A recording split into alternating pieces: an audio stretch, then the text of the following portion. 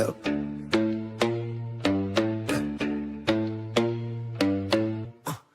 Working late, breaking necks, no regrets now. War mode, every step like a threat now. Blood, sweat, pay dues, cut the check now. Came for the crown, better show me my respect now. Booming out the west like a high kick. 6 rings like an MJ. Cold flow, ice drip.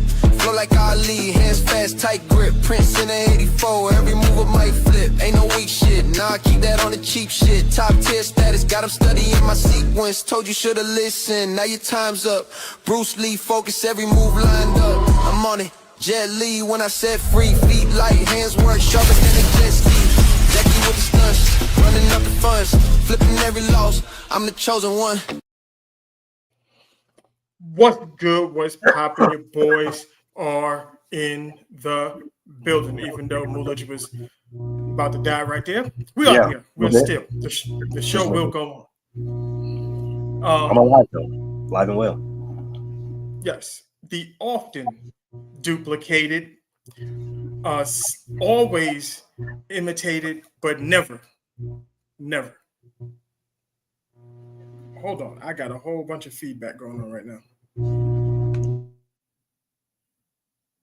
Let's see. Where's the feedback coming from? Hold on.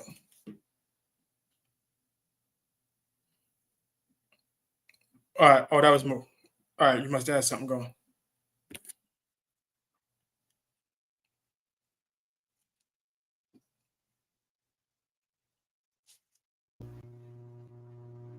Good.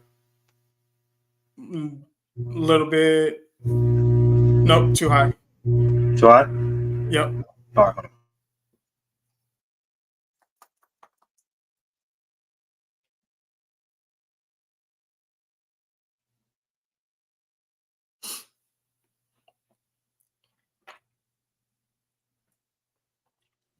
All right, how we looking now? It's all right. We're good. All right, fit. Well, there you go. A little bit. Well, often imitated, never duplicated, because it's hard to replicate what we do. And what I mean by that is these niggas at ESPN still stealing our shit. So, and this time, it really wasn't even, it was the content, but it was, they told on themselves. You remember when I did my story and I put, you know how I always do, I put the thumbnail, I put the words, and then I put a song. I always put the song. Do you remember what the song was? You probably don't. See? But that's the thing. The title of the last week's show was, just coach is going to get fired, whatever. And the song I had, Sam Cooke, Change Gonna Come. This is true.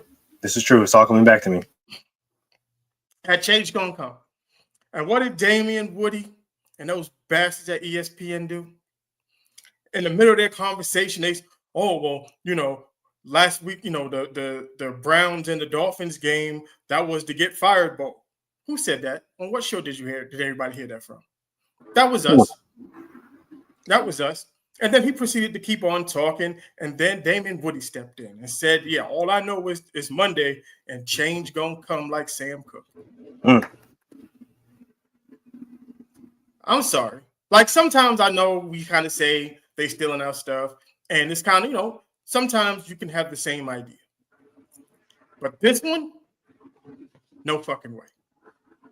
No way. There's no way you got to Sam Cooke the way that I got to Sam Cooke to say the things that you said, the way that we said the things. It's too much. All I want is whoever your intern is, whoever the person is that's watching the show, just have them hit us up in the comments and be like, hey, we could use you for writers on the show. That's all we need. We just a little opportunity.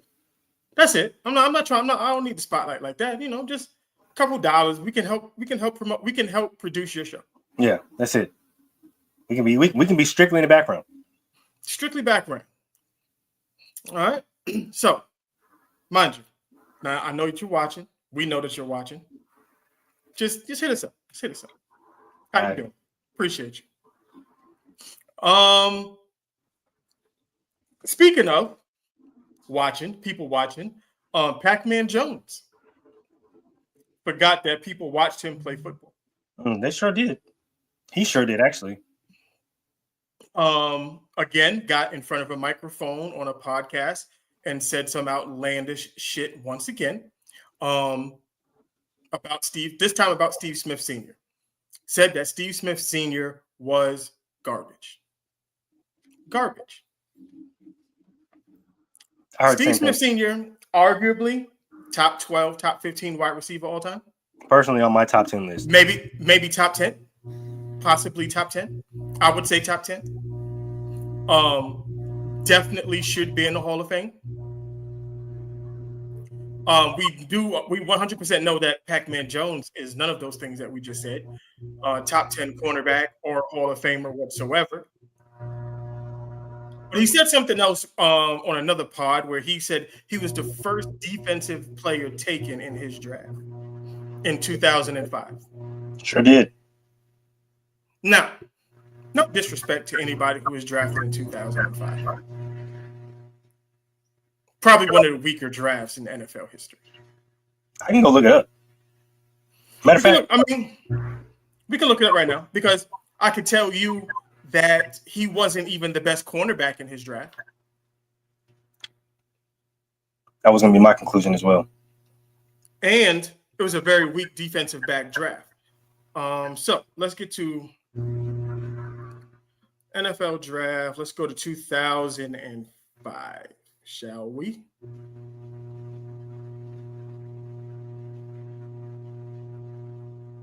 In that draft, Alex Smith was the number 1 overall pick.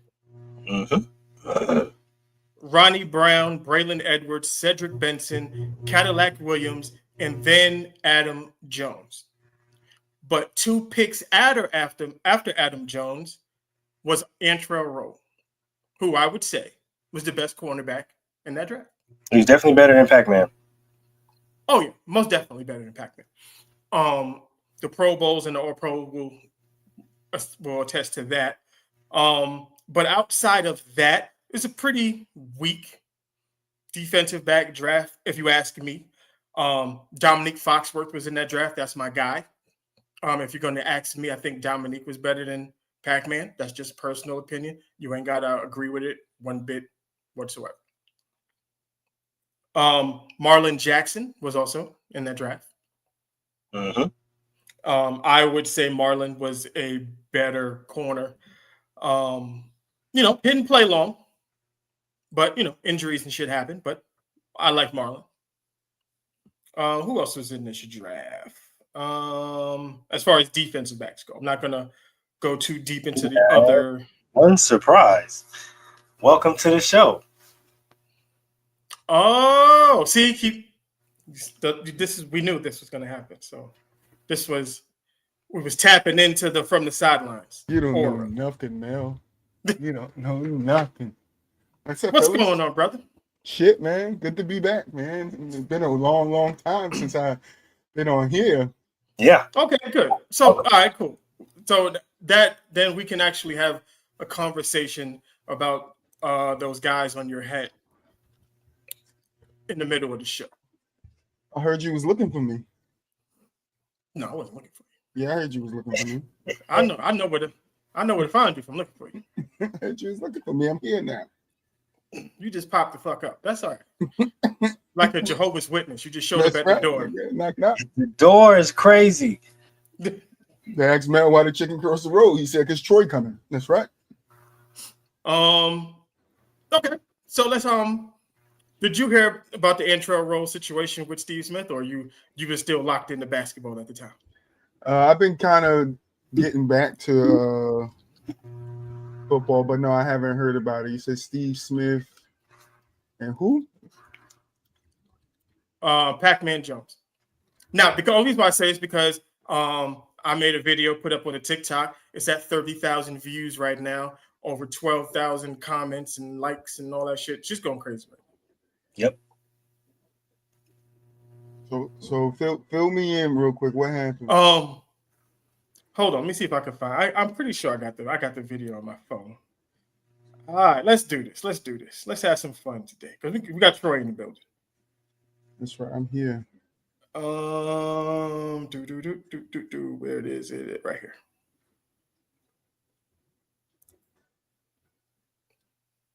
All right. While I get that going. Well, basically, Steve Smith was on the podcast. What was it? I Am Athlete? It was I Am Athlete because Brandon Marshall was on it. And they were talking about, NFL players and stuff. And it got to... You got it. I think this is. Wait a minute. We got a full crib today. That's right. Surprise, surprise. All right, hold on. You see, I was trying to pull up at the same time. I thought DJ beat me here, man. He wasn't answering. That's what DJ do. It's first of all, that's what Moolage do. Do not start your. I just got here. Don't start your shit now. No, start your shit, man. That's what we're here for. Start your shit. Yes, sir. We got a full panel. It is a classic basket to basket takeover on Inside the Huddle tonight. I sent Troy a message. Let's take over Inside the Huddle. I told Moose send me the link. Y'all didn't even know Troy was gonna pull up. That's where I was laying right there with my daughter, and I left her sleep, knocked out. Nigga, just get up here. I'm here for it. I appreciate y'all. I need this. We need this. Well, I'm gonna pull up a little clip real quick, and then Pacman Jones forgot that the rest of the world watched. I think I just what you're saying when he said Steve Smith wasn't shit or something like that. Right, but I always got to add a little extra to it. Is Brandon Marshall there at all? Don't see this top five at all. Hey,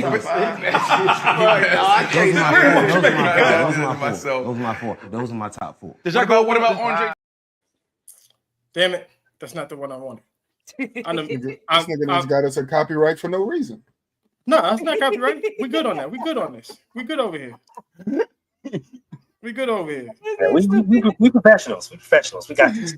Look, as long as it's not over 15 seconds, we good. That nigga said 2-second clips. Nigga, I got you. Hey, ain't nothing wrong with that when you know what you're doing, dog. I feel you. That's right. You got not play system. Hell yeah. Just like Daniel Jones. Hello. We're going to get to Indiana Jones. Oh, speaking of stealing, Cameron Newton, we started the Indiana Jones shit. We started that. Who? I don't say that. No. We started Indiana Jones. I know it's not Indiana Jones. It's Danny Dimes all the way. Still Danny Dimes. It's Danny Dimes stealing forever. It is. He was Danny Dimes. Then he's Danny Dimes. No, he's Danny Dimes. He wasn't Danny Dimes because he was on the Giants. He was Danny Dimes because of his play. Stop it. Nope. He is Indiana Jones now. First of all, Mel, let's not. I don't think you want to do this right now in your show because you wasn't get off my boy nutsack, bro. Like you go back to the other side where you was when he was playing for the Giants. Look, with new information, I am allowed to change. No new information. The judge did not allow any new evidence into the case. Yes, most all certainly your did. Motions was denied. All of them was denied. Most certainly did. All your motions was denied. Most certainly did. That we got new information. You bribing the judge now? I'm telling you, the judge denied all your motions. Daniel Joseph is out there going crazy right now. Yeah, I didn't told y'all he was a good quarterback. Everybody want to fucking jump on Troy neck. Talking about he not. If that's the case, all right. Don't listen. Noodle on Baker Mayfield is still Noodle on Baker Mayfield. I'm 10 toes down. MVP. You know me MVP. by now. 10 toes down. MVP. Oh no. He MVP is still going to say Baker on Mayfield MVP. Say, dog. I'm not gonna lie to you. I was all for Baker for MVP until Jared Goff showed up and showed out. I'm not gonna lie to you. I was until the Lions showed up and showed out. I was all behind Baker for MVP. Still on Baker MVP. When Baker is playing with fucking third stringers and G League and UFL players. Right. You're right. He's playing with third stringers UFL play. Right. Yeah, absolutely right. Let's see if the Buccaneers can sustain now, because if he's truly the MVP, he should be able to do. And he should be able to throw to the construction worker on the side of the road and make him open, right? No, the construction worker still got to get open to catch the goddamn ball. Hey, it's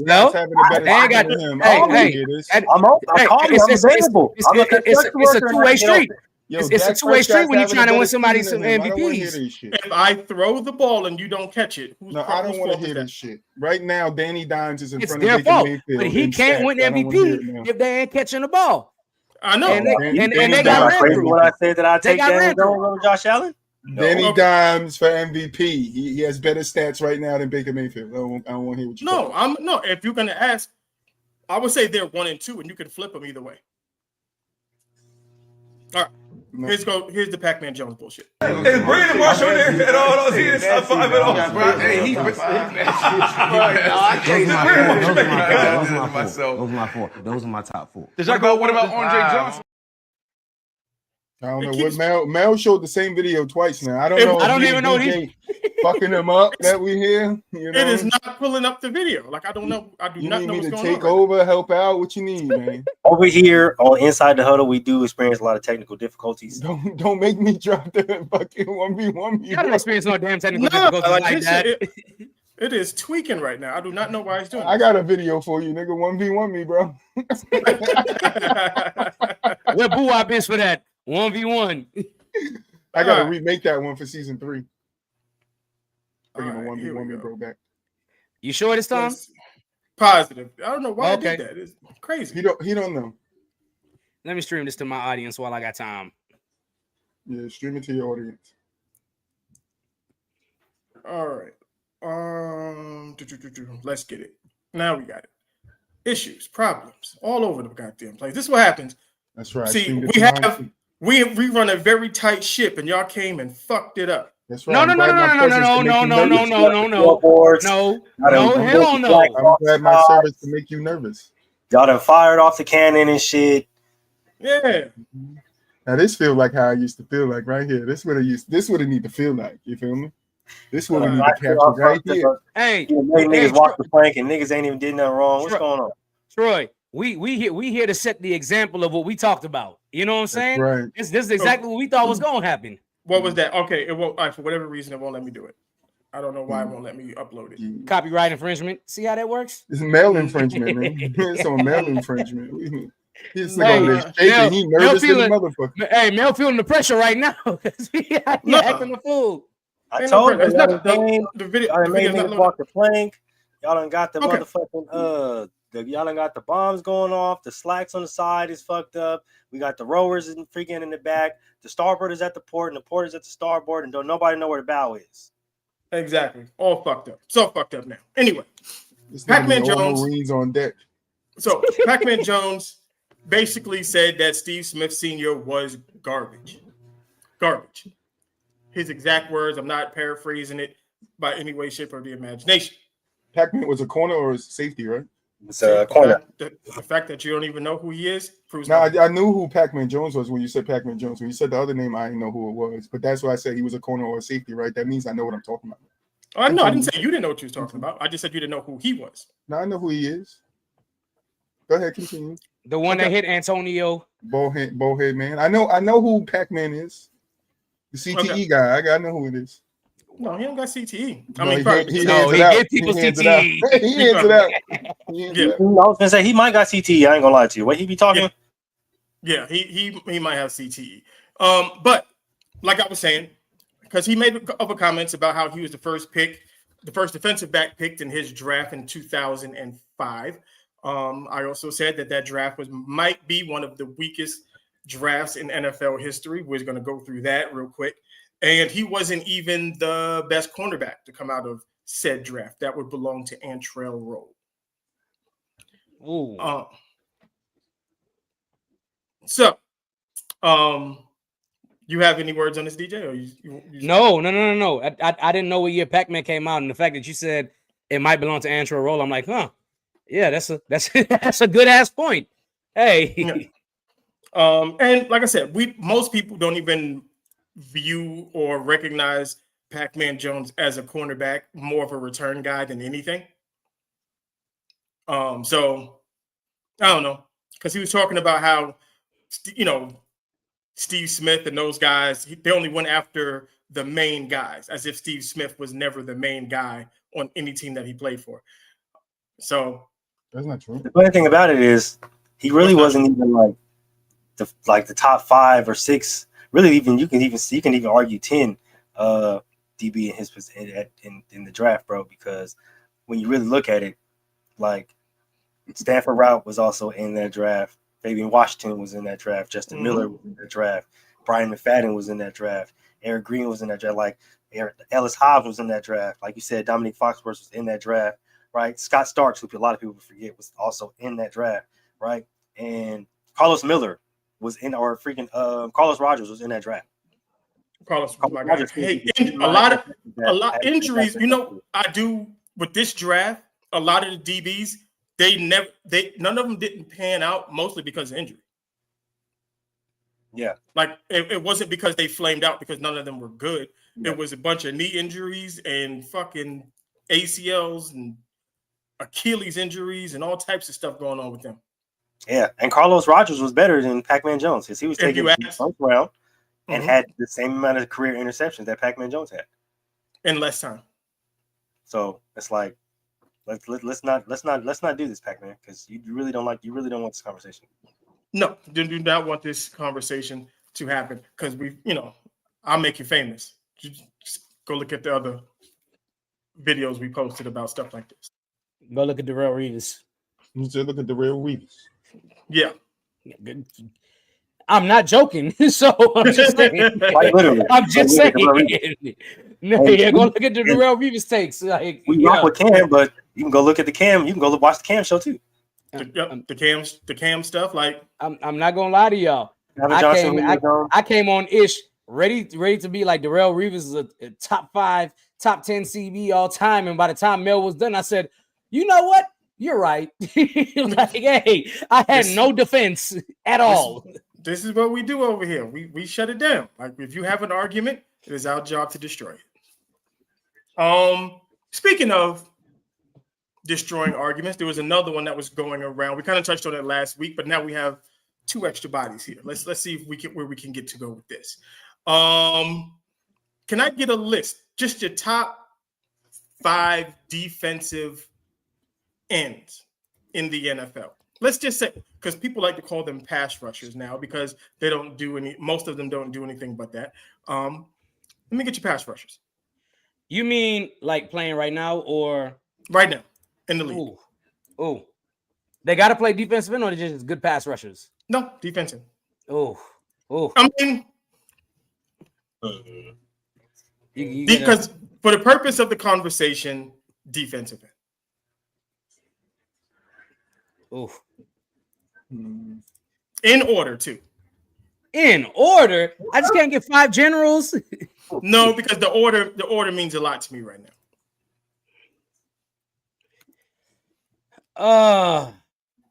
Okay. Let me see. Let me get in my bag real quick, Mel. Let me get in my bag real quick. Yeah, you're gonna have to you had to give me a second to run through this. Let me get in my bag real quick. Let me get in my bag real quick. Hold on. Right, so I got 3 right now. Well, 4. Okay. I'll say it I'll put it this way so we can progress the conversation. All right. The conversation was, like we talked about last week, who's better? Max Crosby. Or Micah Parsons. Max Crosby. Max Crosby. I got both of them on fantasy. I'm going Max Crosby. Okay. Max Crosby, stop playing with me.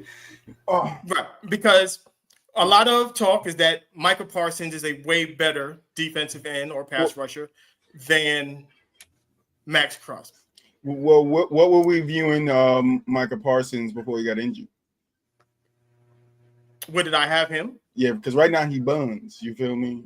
And I think it's easy to go off of that. But before the injury on the Cowboys, before that, I had him at least he was probably number 6 or 7 for me. I got to 6 names before I even thought about Micah. Right, because you got Myles Garrett, you got Joey Bosa, you got TJ Watt. I might take Will. I'm probably taking Will Anderson over him too. It's just that Will Anderson plays for the Texans. Yeah, no, I'll take Will Anderson. Myles Garrett. We said Myles. Myles Garrett already. Nick over Micah. Aiden Hutchinson for sure. Like we can get to 6 or 7 names before we get to Micah. I mean, to be real, I might even go. We might go 10. I might even go be able to Hunter go 10. over Parsons. I'll take. I might go Danielle Hunter over Parsons too. So I'll take Danielle Hunter. NFL sack leader Trey Henderson. I'll take, to keep it a bean, and I said this before, I'll take both the Giants ends before I get to Parsons. I'm taking Brian Burns and Kayvon Thibodeau. I'll give you another one. Jared Verse. Definitely taking Jared Verse. I think 100%. I think and this might not be true, but this is how I feel about Micah Parsons is living off of the Cowboys hype, right? And I hate to say it like that. Not only is he living off the Cowboys hype, he's living off his college career too. And the fact that he is a very, very talented player, but this is one of them times where talent and level don't meet. Like it doesn't match up. And what people fail to realize a lot is that Micah had one really, really good season in Dallas where he was considered for the Defensive Player of the Year award, and all the other years he wasn't considered for the Defensive Player of the Year award. I mean, wasn't he Defensive Rookie of the Year? No. He wasn't. Who was defensive? I thought he was. I don't remember who was Defensive Rookie of the Year that year. But what year did Micah? I think he's 20. Got drafted in. Is it 22? He got drafted in 21. 21. Yep. 21. Like I feel like he's look. If you're just talking about talent, he has natural talent as an athlete, but natural talent as an athlete can only take you so far, right? Y'all hear the old thing? No, he did work in 2021. He did. Okay, so y'all hear it? Hard work beats talent when talent doesn't work hard. And I'm not saying he doesn't work hard. My issue with Micah Parsons is all those hours he's out here doing his podcast, he needs to be studying film on other teams on how he can get to the quarterback and how he can impact the game. Well, I'm gonna tell you what the biggest problem with Micah Parsons is. It's not about studying or anything like that. He's 220 pounds. That is true. He's too goddamn small. You can't. Myles Garrett's 280 pounds. TJ Watt 270. Myles Garrett is 280. Good Lord. Like, and he's small. Like, I watched Trent Williams bench press his ass when he tried to go around him. He's too small. All that speed in the world is cool, but you're too small. He can't, and he sucks against the run. If you can't play the run, you gotta learn how to tackle, man. You're a liability on defense. Well, he can't tackle because he's not strong enough. Sorry to say. I mean, there's ways to tackle without being strong enough. Stop going head up. He's the same size as Saquon Barkley. You ain't got to put yourself in harm's way. Well, right. What you're saying is true, Troy. But I'm saying the way he wants to play and tackle, he's too small to play that way. No, I agree. He's got to his technical skills got to be redefined to make him impact. That's the reason why the Cowboys started playing him more at linebacker a lot of the times than defensive end. Too small. Can't get around. He would be better served if he learned how to play middle linebacker. I'm not gonna lie. I got a hot take for especially for everybody in Cowboys nations that's supporting him and this and that, right? My real hot take here is if Micah Parsons, and this is a lot of players with the Cowboys, right? If Micah Parsons isn't lined up with a tight end, he's not getting to the quarterback. No. At all. If a defensive lineman takes him, he's not impacting the game. And a lot of teams, especially Green Bay, found that out and was like, okay, we're going to take him out this playoff game and he can't do nothing. 49ers did it. It happens every single time. It just, even right now when he plays with Green Bay, he doesn't play first and second down most of the time. Because those are typically running downs. So he's not on the field. They only got 8 solo tackles this year, so I mean, I didn't even realize that, but that's true. 16 combined tackles. Right. And you paid him what, $88 million? Some wild shit like that? Yeah, but see, the thing about Micah Parsons that's what's interesting is I don't know if you guys watched the interview that happened a couple of months ago with Jerry Jones, where he was talking to Stephen A. Smith, and they had this one-on-one with a view, and he basically was telling Stephen A. Smith that he wasn't going nowhere. That if teams wanted him, they would have to wait 3 years for him just to turn around and trade him a month later. That's so. awesome. Do you think like the coach realized it too? Like, all right, hold on, maybe holding on to this guy might be too much of a liability. Well, I think Jerry holding on to Dak, and Dak's a liability. Jerry Jones realized the money that Micah Parsons was going to hold out for, he wasn't worth. He's not Charles Haley. Like the guy that came in, the guy that came in that you got from somebody else, you basically stole and helped helped you with a dynasty in the 90s. That's not Micah Parsons. No, and Jerry Jones knew about the back. Oh, 100%. He knew about the back. So you said that my back hurt. So he knew that there was a good chance that one injury is high for that, and given his size and the position that he plays, to continue with that type of back problem, that doesn't help the Dallas Cowboys. It just doesn't. Ain't helping me either. So, so there's that. Okay, I just wanted to. I'm glad we was all on the same page with that. Yeah, I don't see too. For me, I wanted to say Parsons only been in the league for 4 years. Right. So, has he done enough for us to judge him off of? If he feels like he's done enough to demand and to be the highest paid defensive player in the league, but that could also be to how the Cowboys viewed him too, how much he meant to the Cowboys asking for that money. The whole thing is the Cowboys, right? We saw the Cowboys view him because they wouldn't give him the contract extension. Right, but I'm not saying how the Cowboys felt about him, how he perceived it himself on the Cowboys. Right, on the Cowboys, thinking like, hey, you guys want me, Jerry Jones is saying this, Jerry Jones is saying that, then this is what I want. Because you got to remember he dropped his agent, if I'm not correct, halfway through negotiations or something like that. So that is true. That's true. So, but the flip side of that coin is we can all sit here and look and be like, Jerry Jones overpaid this person. He wasn't going to make the same mistake. Jerry Jones' job as an owner is never to talk down on the players on his roster. So, I mean, if people view Micah Parsons as a superstar, he's going to talk about Micah Parsons as a superstar.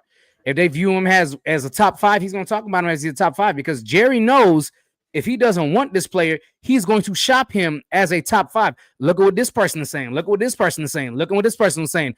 Oh, I got a top 5 defensive end in the league. I don't believe he's top 5, but if I could flip him for a second round or first round pick because people believe that, well, let's have these damn negotiations. I mean, his job is to do what's in the best interest for the Cowboys, not what's in the best interest for Micah Parsons. And Micah Parsons misunderstood that. And if we know anything about Jerry Jones, and I've said this on the show 1,000 times, as much heat as Jerry Jones gets for being the owner and the stuff that he does and does not do, if there are two things he can do, he's a great general manager, and he identifies talent. He identifies talent based off of his draft. He has a 75% hit rate on his draft picks. No other GM has that. And even that's a lot of people forget. Look at what he did, what he turned the Herschel Walker trade into. That turned into a dynasty. He basically gave away nothing to get George Pickens. How's that paying off? Javonte Williams. How's that paying off? Right? To stop somebody, they were trying to. I was about to say it's paying off in the offense being good, but it ain't turning into wins though. So it's not the offense fault, but it's not the offense fault for sure. So what happened to the Giants? What happened to the Giants? Yeah, they gave up 30 points in the second half or something like that, 20, 23, some shit. And they gave up 30 points in the fourth quarter. Yeah, that shit was crazy. The Broncos? Yeah, that's the defense. Well, we're gonna talk about that Bronco game. Yeah, we gonna talk about that when we get these picks. Because Troy's here. I don't care. Let's go Giants. Mike is here too. Let's go Giants. I'm a Texans fan, but I still like the Giants. Talk about the Gigantes, man. Okay, so right now we got the trade deadline is coming up. We're about a week out from the trade deadline. We got some names that could possibly be moving around. So I'm gonna throw some names out. Give me some places where you would want to see them, or if they're going to leave at all. Okay. Let's start off in Cincinnati with Trey Hendrickson. Does he leave Cincinnati? Giants don't need him. That's my answer. That's gonna be the answer for everything, isn't it?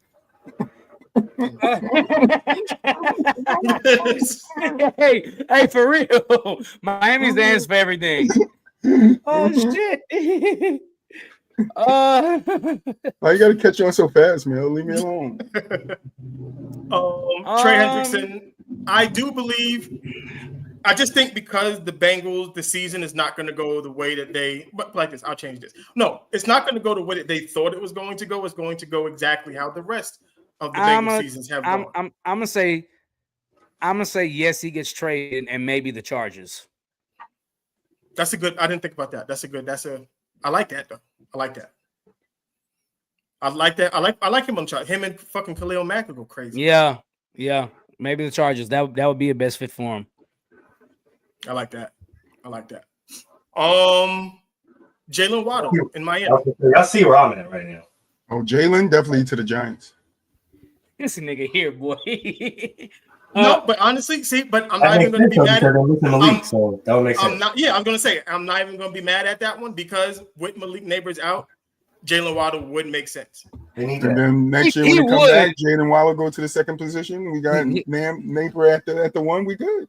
He would make sense, but I don't think Miami is going to trade Jalen Waddle. That's all. My argument to that is he's staying put. Well, that depends. That would depend to me if Tyreek Hill decides to retire. Tyreek Hill's out of Miami next year. That's my stance. He did say he finishes his career there, so he might retire. I did see a report earlier last night that he's right. I don't, and that's my thing. I think Jalen Waddle wants to be a number one, so I think he's going to stay put. And I think Miami would rather trade Tua away or get another quarterback before they trade Waddle. So I think Waddle's staying put. Okay. Stay right there with Tua. Let's stay there with Tua. If a trade happens with Tua, then who? Shador. I mean, come on, man. You already know where I stand on this. Cleveland's not letting Shador go. No, I know they're not. But look, we're talking in hypotheticals here. No. If he was going to trade Shador, bro, I've been on that stance all year long. But I don't think Cleveland doesn't want Tua back though. No, in return in the trade. No. They might not want him back in return, but if Miami can make the trade and move Tua to second string, I mean, or have Tua finish the year out and then trade for Shador and have Shador come in and take over. Yeah, I'm all for it. If you're the Dolphins, I'm gonna throw a curveball in there. I'm gonna stay in Cleveland, but I'm gonna throw a curveball. If you are Miami, do you ask about Deshaun? No. Nah, I don't want him coming to my city getting massages. Bro, let me tell y'all something. And I'm a Texans fan. That's a valid point. That's not a valid point. Stop. It's not a valid point. I don't want my women in my I'm going to make the valid point. He is a married man. He was married when he was getting those massages before. I'm going to make the valid point. The valid point. Go out there and fold up. Yeah. I don't want the. That's an opinion. I don't want the women in my city being victimized. Shut the hell up. Women in my city being victimized by massages. All right. Shut up. Okay. This is a pro man show. Fuck them whores. They set them up. Facts. Anyway, hey, Mel said that shit. Mel said that shit. Stop playing. Look, here's how I feel about Deshaun. And I'm a Texas fan. I've been following Deshaun. I was watching Deshaun when he was in college, right? Deshaun Watson ain't been the same since the shit happened and he left Houston. He's They never got the recovered massages. mentally. They ain't got the It's just like how Tiger Woods was, but Tiger Woods did have one redemption arc where he did win the Masters again. But for the most part, Tiger Woods is never the same. That's why I asked. I would think him getting out of Cleveland. Cleveland is just the abyss for quarterbacks. So I'm not going to put that all on him. No quarterback has succeeded in Cleveland. That's why I say, do you take Shador? I mean, do you take Deshaun on an expiring contract? Because it's done after the season. Does the massages come with him now? If not, then I'll take him. Okay, you said it's an abyss for quarterbacks. But last time I checked, wasn't it just a couple of weeks ago when you was like, look at Baker when he was in Cleveland, they got to the playoffs, they beat the Steelers. I just said Baker Mayfield. Nobody hear me? I didn't say you. Hello. I'm speaking completely to Mel on this one. I said Baker played well. That still doesn't mean that it's not an abyss for quarterbacks. I don't think it's an abyss for quarterback. I think so. Would that be the explanation for Johnny Manziel too? Absolutely not. No. Absolutely not. Fuck no. First of all, Tua should be traded to Japan. Okay, that's where he needs to be. He going to the Raiders, bro. I'm keeping my. He goes to the Raiders. The Raiders. That was my pick. All right. And then, if anything, I would say yes. If we're talking football analytically wise, I would say yes. Miami should take a look at Deshaun. But honestly, like I said, thinking about the city, I would say no. I would say no. Right. I'm thinking money wise because you're going to save money on. You can get Deshaun for the cheap. You can get him for like $5 to $8 million. True. This is true. Like on a prove it deal, I'll take that. I'll just make sure I put a clause in this contract. You just can't go to the soft box. I might take it to the bank. Because there's one thing you would want is a motivated quarterback on a prove it deal. That's just with that offense. Oh yeah. Next up, this is a guy that I want to come to Las Vegas.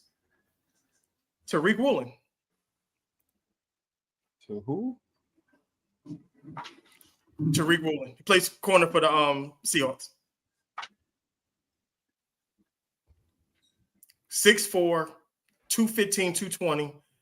Fast just dumb fast, long wingspan. And Pete Carroll drafted him, so he understands the Pete Carroll defense. Tariq Woolen to the Raiders. Yeah, that's where I'm going. I'm going Waddle, Hendrickson, and Woolen all to the Raiders because we need all that. Which is not crazy because they have like $80 million that they did not use. And we got a whole bunch of picks that we can trade. So, and we got a whole bunch of players that we can trade. So, yeah. Right. And we might want to get out of it anyway. So. Because we could probably make an even swap, if anything. They could take Jacoby Myers to Seattle because they're probably going to need another guy on the opposite side of JSN. And we get Reek, and we good. Yeah, I'm not mad at my bad. I miss what y'all are talking about. The Giants. Reek Woolen to the Vegas Raiders. Nah, he going to the Giants. That's my pick. What you got, DJ? You and this damn Giants thing. I fuck with it. Hey, I picked the Raiders last one. All right. I know you picked the Raiders last one. That's true. No, I don't want. No. What you see? My whole thing with the NFL is, bro. I know the trades have been happening more frequent, but it's not the NBA when it comes to trades. Like that. That's my biggest thing. It's not that a lot of these dudes stay put. Like you really, really have to want to trade somebody or get rid of somebody to execute a trade. And I just don't think a lot of teams are doing that. The reason why is because everybody that I'm going to mention has already been in trade talks already. And with the teams going in the directions that some of these teams are going, it's probably because, like you said, they held on to them to see what was going to happen. But now that we're getting towards the middle of the season and some of these teams aren't going to make the playoffs necessarily, so they can move off on some of these guys. We'll take a guy Like in Baltimore's pretty much having a fucking fire sale. So someone like they suck. Like somebody like Mark Andrews, who's on Especially the on trade block. defense. They fucking everybody injured. They got 75 players injured. Now the way Tampa Bay is going, with Mike Evans probably going to be out pretty much the rest of the season with the broken collarbone. You're going to need another something. You bring in Mark Andrews. He played with Baker at Oklahoma. You got Ooh, I wish I'd have thought about this earlier. But maybe Jalen Waddle stays in Florida and Tampa Bay makes a move. That could also happen. That's true. That could also happen. Not mad at that at all, honestly. But then there's another guy also, Chris Olave. Yeah, I'm taking Mark Andrews to the Giants because we need a tight end, and that would definitely help. Jackson. Raiders. And then Chris Olave, he could come over too, man. We definitely need some wide receivers. But I like the Giants' young core receivers. I like the receivers a lot. Yeah, Raiders. Giants. Not to saying somebody like Chris Olave would not help. I'm just saying. 100%. Would you rather Olave or the Richard dude? Because I hear that he might be up for trade too. Rashard Bateman? No, the other wide receiver. On what? On the Ravens? No. Rasheed. Oh, no. Yeah, Rasheed. There you go. No, I would get Olave first. Rashid Shaheed? Yeah. I saw a report, I think last week sometime, that the Saints could be looking to move both of them or one of them. Either I'm one. not gonna lie. That would definitely be a really good pickup for somebody. He's healthy, he's a speedster. That would definitely be a solid pickup. And he's like a gadget player too. You can use him out the backfield. Mm-hmm. Replace Cooper Kupp. Chris Olave to the Falcons. I like that low key. To the Falcons? I like that low key. I don't know. Drake London and DJ Moore. I like those. I mean, if he wants to be this number 3. That's true. That is. I forgot DJ Moore was there. Okay, I retract that. Give me a second. I forgot DJ Moore was there. So if you DJ Moore, No, who they get? Not DJ Moore. Really? And then they got Kyle Pitts over there too. No, who is the receiver that the Falcons got? Let me see. What's up, TD? You're feeling like a guy, man. What's up, brother? We got Drake. What's going on? Darnell Mooney, Loud. Even though I think they just released him. Darnell Mooney. There we go. Darnell Mooney. That's what I was talking about. Not DJ Moore. Okay. Which I think they probably use him as a trade package. You package him up with somebody else, maybe somebody off their defense, and then you bring in Chris Olave. You pair Chris Olave up with Kyle Pitts and. I think Kyle Pitts is one that's going to end up being moved. I'm not gonna lie.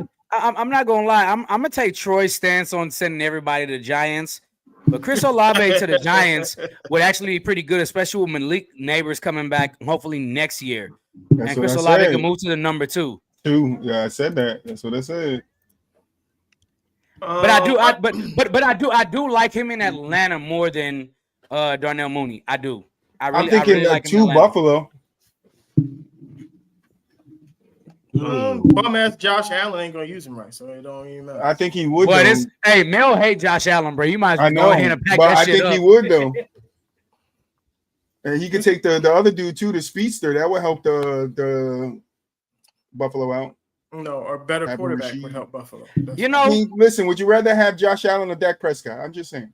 Dak Prescott. No. Josh Allen. Dak Prescott ain't never have a motherfucking.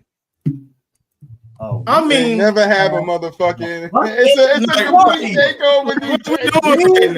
Motherfucking party, dog. Oh my! We're only missing one person, but don't expect that person to pop up. Jesus, this is what we doing today? Though? Yeah, this is what we doing today. I would say Buffalo. How about this? Chris Olave to Seattle. But Cooper Kupp will probably have to be traded back.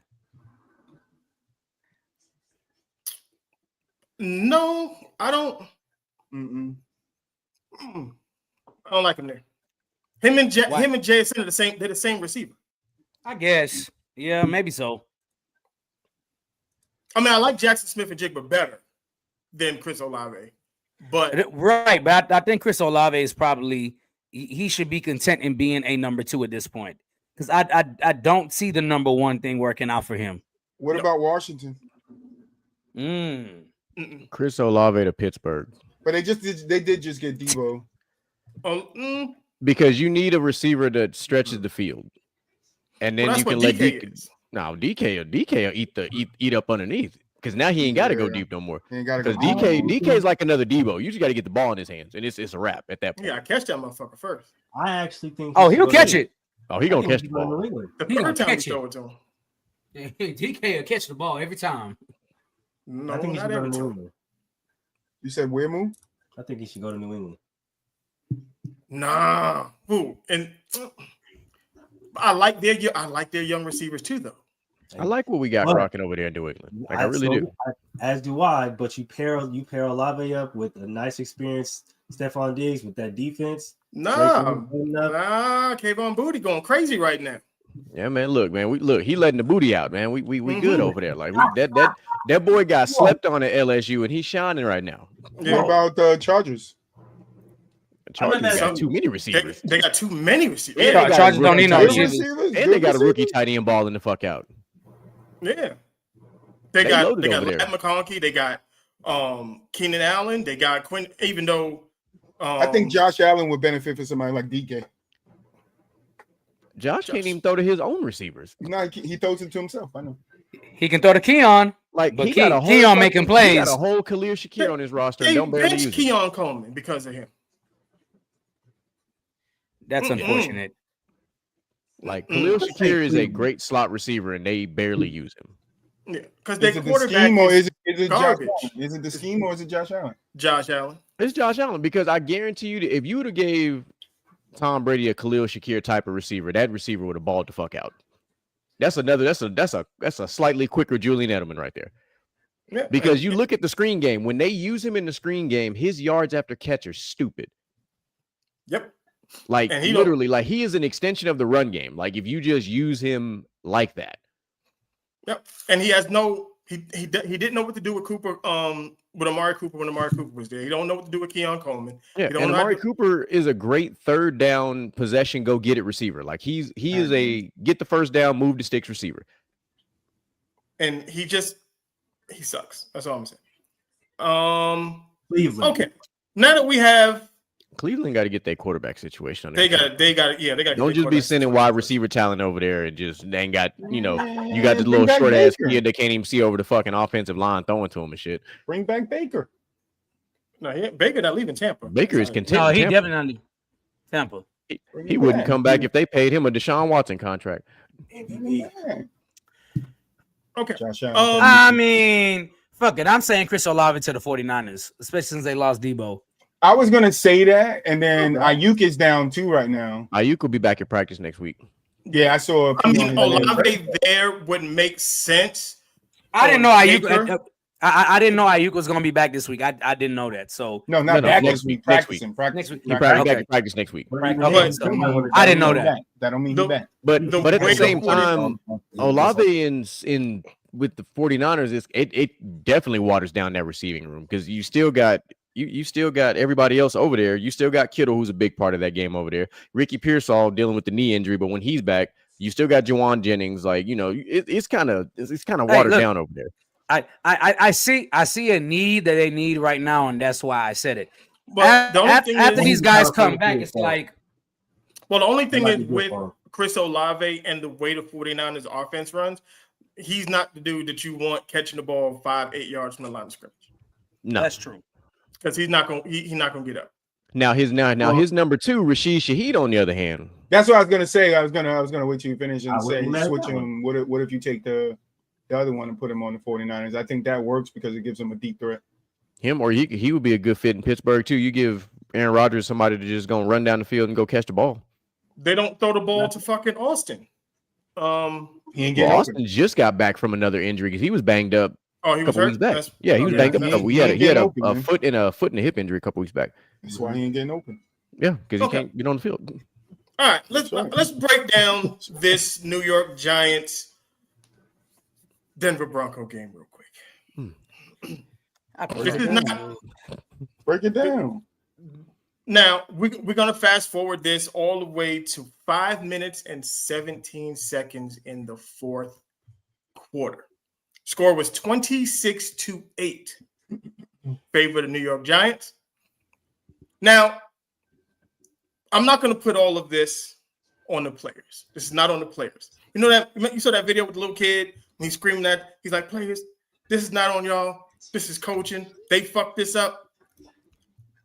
That was the Giants because Troy, your Giants have the worst coaching staff in all of football. That might be I true. don't have a paper bag, so I just put my head over my head for this one. And matter of fact, you had the second worst because I think Cleveland has the worst. So you had the second worst.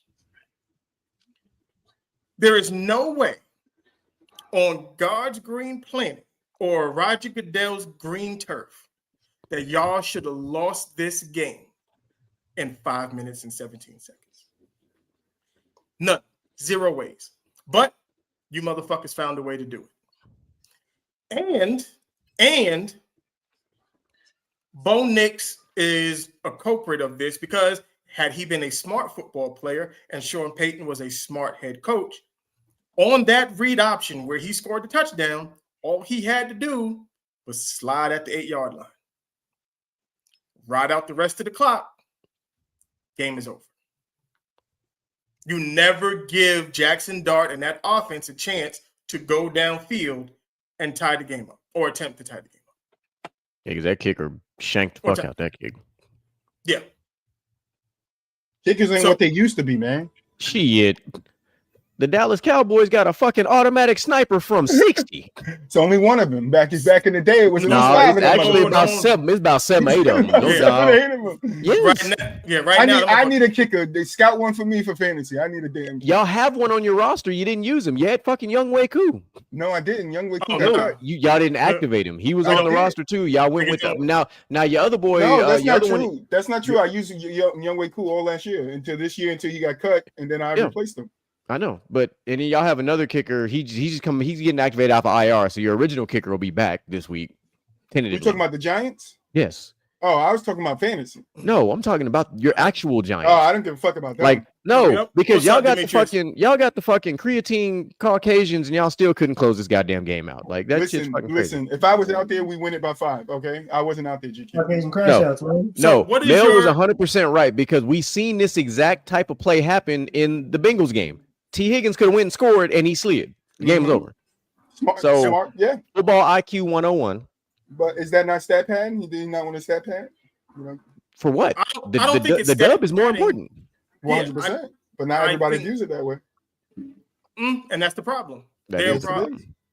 Therein lies the problem. Because the Broncos are first in their division right now. Yep. And the Chargers are right behind them, and Kansas City is on the way up. That division is going to have 3 playoff teams this year. Looking like it. And the Raiders have another top 5 pick. Hey, we're gonna live. I'm gonna just shut up because GQ waiting to jump on my thought about these damn Giants. So I'm gonna really shut not. up and let No, y'all talk. I'm really not. I'm happy y'all have a young core. And then when y'all get those two plus Malik Neighbors back next year, I hope y'all focus on getting one more wide receiver and get that O-line shirt up, and y'all But gonna be all right. Because that that's defense actually exactly isn't that bad. What I So was gonna say. if y'all No, shore up that O-line and bring in another receiver, y'all gonna be just Offensive fine. line I don't has think been they a need it. I problem like for Wendell years. Robinson. I like their crew. I think maybe a tight end.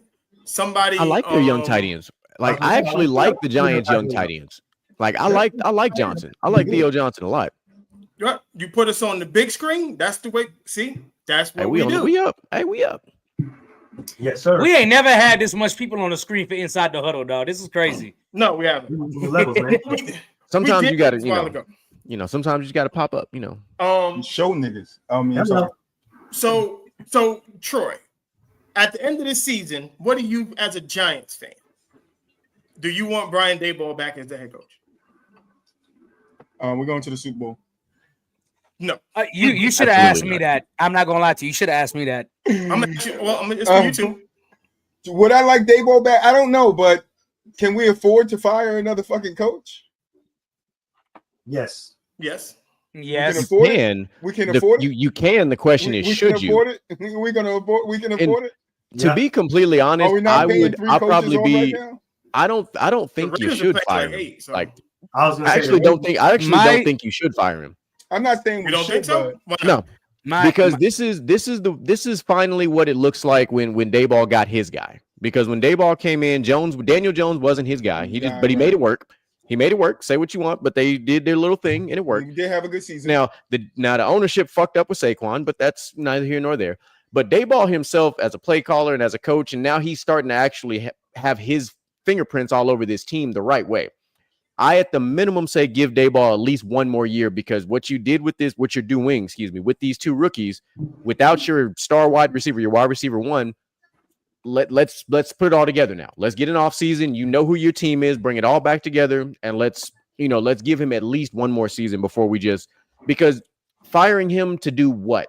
Who are you bringing in? Yeah, that's what I was gonna say. Mel, you and Moo have talked about this before. When you fire an NFL coach, like, you have to know who the fuck you bringing in, or you end up with the Patriots in Gerard Mayo last year. Like, don't do that to yourself. Don't set your franchise back multiple years, because look what we're doing with Vrabel now. Like, just you have to play this game accordingly. And I got to give Daboll his credit for what they're doing now. They've turn some things around. Is it perfect? No, but it's better than it has been. What did they turn around? This is the best they've looked in quite some time. Like, collectively. Does the record reflect it? No, but the way they're playing, the juice that they have, the way that quarterback is playing, like, it's a better, more competitive looking product versus. Ain't you a Raiders fan? Who? Yes. Okay, then shut. Oh, I was like, no. I mean, I like the Raiders, but keep talking. No, listen. The Raiders are going to be just fine. The Raiders are. Go back to the Giants. Go back to the Giants. We don't want to hear no Raiders. I said my piece about the Giants. Okay. DJ, anything about the Giants? I'm glad somebody thinks so. We don't want to hear from these Raiders fans. I absolutely agree that they should not get rid of the coach. They should not get rid of Brian Daboll. Look, the fact of the matter is, the most successful teams, they sit there and give their coach a chance. I think he's on to something with Jackson Dart, and I think he's on to something drafting Scatterbo too. He didn't. Jackson Dart still has some rough edges to work out, but he definitely did not miss with Scatterbo. They definitely didn't miss with Scatterbo. I don't care what nobody says. I do believe Malik Neighbors coming back next year. Scatterbo, Jackson Dart has another year under him. I think they can make some noise. Do I think they're Super Bowl contenders? No. But do I think they're trending in the right direction after he drafted the quarterback that he wanted? Absolutely. So just he also drafted Neighbors too, did he not? If Neighbors. Yeah, yes. He did. I'm just out of curiosity. If you was an organization and your coach was 20-37-1, I mean, that's the guy you're trying to give him more chances. I mean, that also depends. I mean, I think more goes into it than just what his record is. What are the problems? Correct. What was in his control? What wasn't in his control? He's the head coach. 100%. But there's still certain things that's not in his control. You just said, Mel, you just literally said that Saquon was on the owners, so that can't fall on Daboll. I didn't say that. Right? You did. You did say that. We could rewind the tape. You did. We could definitely rewind the tape. It wasn't me. So what did you say? That wasn't me that said that. That was you that said that. No, it wasn't GQ, because GQ would have told me. He was the only one that was just last talk. I had said nothing about Saquon Barkley. You did. You literally said they fumbled Saquon, and that wasn't on Daboll. I said they fumbled Saquon. I said the front office fumbled Saquon because they did. Right. I mean, we saw the video. There's an actual video out there of them literally fumbling Saquon. Like, it happened. Well, Mel, they fumbled Saquon. You also know they fumbled Saquon Barkley. They fumbled Evan Ingram. Right. Evan Ingram. Odell Beckham. Darren Waller, we had as a tight end. I know he's dealing with some injuries, but look, he's playing okay. Well, but then Darren Waller also he fumbled the plum too, but that's not 100%. But what I'm saying is Josh McDaniels fumbled that. We thought that in the beginning, But as time has revealed itself, Kelsey Plum is a crazy person, and I understand exactly what he did. I mean, is Waller very sane himself? That's saying Crazy much attracts crazy. If we're saying she's the crazy one. I blame Josh McDaniels. Definitely Josh McDaniels. That's fine. Listen, there's a lot of things you can blame Josh McDaniels for. You can. Like, I understand. Listen, I understand. I saw what he did. We've seen. My thing is with Dayball is this: we've seen black quarterbacks get fired for way. Right, but do you agree with them being fired? It's not the point.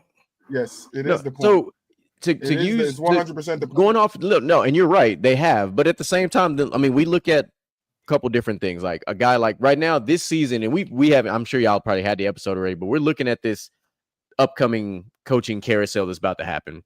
Mm-hmm. Dolphins coach about to be gone. Like he ain't gonna make it past this season. Ain't no fucking way. Bengals coach shouldn't make it past this season. He should be gone. Like He should have been gone 3 I don't years care ago. what happened. I understand. Oh, Burrow keeps getting hurt, brother.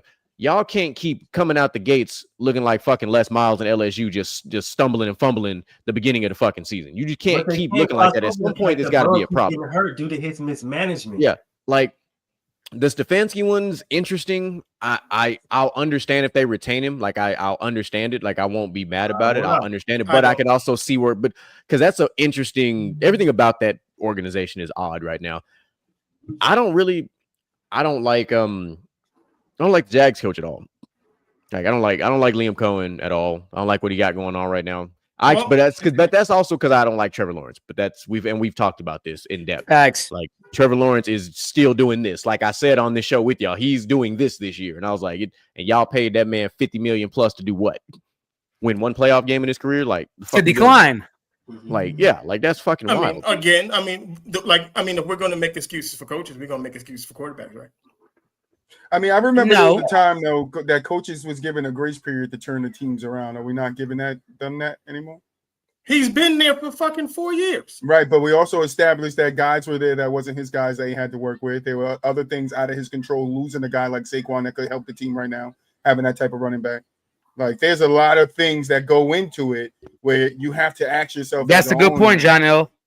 You have to ask yourself as an owner, is it am I putting all the blame on him, or am I taking in these other factors that came from the outside? I'm throwing some at him. I mean, they didn't give that. Do they give that same grace to the guys that look like you? Should they? Yes. Okay. Yes. Now, what's crazy because Mel's got a point for this because there's already rumblings of them talking about firing fucking the Jets coach already. Like that's already. But see, I understand, right? But we can agree that this is Aaron Glenn's first year. We can agree that black coaches are not treated the same as white. We can agree that. But what I'm saying is two wrongs don't make it right. Just because that's what they're doing to us doesn't mean we need to see it back. And then, either the precedent has to be what they do to black coaches, or the precedent has to be what they do to white coaches. It can't be one or the other. How about we just fix it? That's what I'm saying. But why are you allowed to fix it with the white coaches but not fix it with the black? But you're not. I'm just talking about what this guy and what you asked me. Now, if there's other coaches out there, like I know some people saying that the Ravens head coach needs to be fired. You feel me? People call for the Steelers coach. People call for the Steelers coach to be fired over the last 5 years, if I can remember correctly. It's what happens, dude. And I've said on this show before that they pull the trigger too fast on firing these coaches. They too fast. Well, the Steelers don't. No, not at all. But other teams, 100%, they don't give people opportunities. What I'm saying is it right for them not to give them opportunities, or should they give them opportunities? Should we not give Dayball opportunity because he's white, or should we give him an opportunity to see what he could do, like GQ said, with the players that he is drafted? Can he turn the team around after dealing with a team that he inherited? But that's what I'm saying. But they didn't look at Gerard Mayo like that last year. Right, but we're talking that when Gerard Mayo played for. I mean, no, he's the Patriots coach before we brought very. Well, we're talking about the Giants and not other organizations. This conversation as a whole. Right. No, but I said the conversation as a whole, they should not be giving up on coaches. Thank you. Too easy. What's up, John? How long should the opportunity be? I think I'm with GQ. I think you see another year, and if it's no improvements, then you determine it from there. Opportunity for me should be between 3 to 5 years, and whatever the contract is that you signed with that head coach, you should allow that head coach, like you were saying, Troy. I think GQ said it as well. allow him the space to get his guys into play. Yeah. And then once his guys are in play, if it doesn't work after that, then okay, cool, we can make a change. But you have to give him time to get his quarterback, implement his system, and all of those things, his mentality onto the team. I always believe the team will take on the personality of the head coach. Absolutely. But if you never allow that head coach to implement any of those things, then how are you holding him accountable for the stuff that's happening? Yeah. And it's twofold, because at the same time, right off what Mel said, when you bring this coach in, the general manager's got to have that coach's back. Like, y'all need to sit down. It's like, all right, what kind of players do you need for your system? And y'all need to evaluate the roster, and y'all need to start because what Jonell said, they literally could have fired Dan Campbell after his biting kneecaps comment. But look what the fuck happened. That man went to the NFC Championship with 11 of his defensive players on fucking injured reserve. Obviously, they lost, but it's not the point. Like, they got far into the playoffs and look at them now. Everybody's back, and look what the hell's going on right now. So you do have to give these coaches, and it's just like college. You can't fire a college coach after the first 2 seasons. You got 2 whole recruiting classes you got to kind of start pushing through. You got to get them seniors out of there. Some of the upperclassmen got to go. Now, I get it. We got NIL and transfer portal shit now, but there's still certain things that you got to do to get the entire program turned around. In 2 years, to me, is not enough time. With the NFL, it's going to take you about 3 years. Like, realistically, it's going to take you 3 years to see what should be sustained success if you've been going about it the right way, getting your players, getting your fundamentals and everything else together, assuming you've got the right coaching staff around you, and it should take off from there. But you should never see it decline. You should see growth, each season, to a point where towards the end of that first contract, your team needs to be competitive. Like, 5 and years. I say competitive, I mean, you should be either right there at the end fighting to win the division. You should be a wild card team going into the playoffs. Like, you need to be in the mix of those trying to go win the Lombardi. Like, just winning 8-9 games a season, like, ain't gonna cut it. Well, 5 years. That part, in contention for a championship is a bit much in 3 years. That's a lot. Oh my God. If you can get the team to, like you said, 9-10 wins, or in the progression to that, then I believe you're on the right track. I don't believe that head coaches should be judged, especially the first year taking over. Throw that shit away, because 9 times out of 10, that coach is literally just taking what was given to him, and he's really not bringing in the stuff that he necessarily wants. It's not till year 2 where we start to see a lot of moving and stuff of things going on. But the thing with Brian Daboll, this is what I say with Brian Daboll. He's been there long enough to draft another quarterback. He never did that.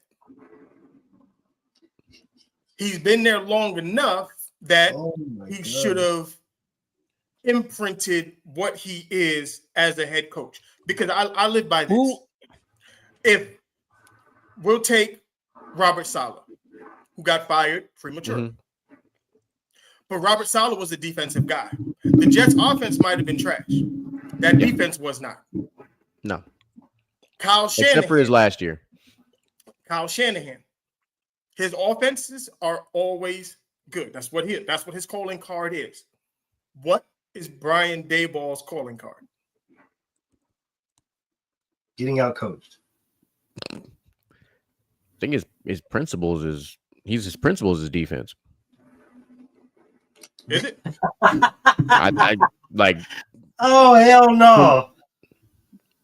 Moo having a time over there. Because I'm rewatching the game right now. I'm rewatching the game right now as we're talking about it, and I promise you, there's no fucking way.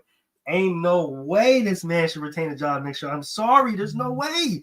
He scored 33 points in 5 minutes. Constantly gets out coached, bro. Like, and it's crazy because he had this game in the bag, but you literally threw this game away doing dumb shit. And this is the 5th game. Was he out there making to kind of go out on a limb? Like, so if hypothetically speaking, if they do fire, Brian Daboll, and a guy like, ironically, this might kind of tie into it. If a guy like Lane Kiffin becomes available, you know, if you're the Giants, do you go get him because he also was Jackson Dart's coach in college, and because he's kind of been around the college and the NFL circles?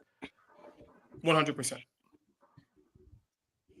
I kicked the tires on a few different people. I would wait back. I mean, I want the Raiders to do this, but it is what it is. I'm on my Troy shit right now. Everybody goes to the Raiders. But once this lawsuit is done with John Gruden, I call John Gruden. It's my first pick. Interesting. I'm not a fan of John Gruden. Yeah, but the Well, nobody asked neither one of y'all if you was a fan of him or Well, not. didn't he coach the Raiders? Well, goddamn, nigga, hold on. Didn't he Wait coach a the Raiders? minute. Didn't he coach the Raiders? He is responsible. Yeah, we don't want anybody that coaches. He's responsible for trading Amari Cooper and Khalil Mack away. Yeah, from we don't want the Raiders. anybody. That was like he kind of blew up that team, and he also had a really bad draft pick when he drafted Farrell. Hey, from Mr. GQ. And good job at saving Mill. Oh, good job at saving Mill because I'm Mill's about to go down nobody. for a second. I'm just putting my opinion out there. I just put my opinion out there. That's not me saving anybody. I'm not saving. He has his opinion. I have mine.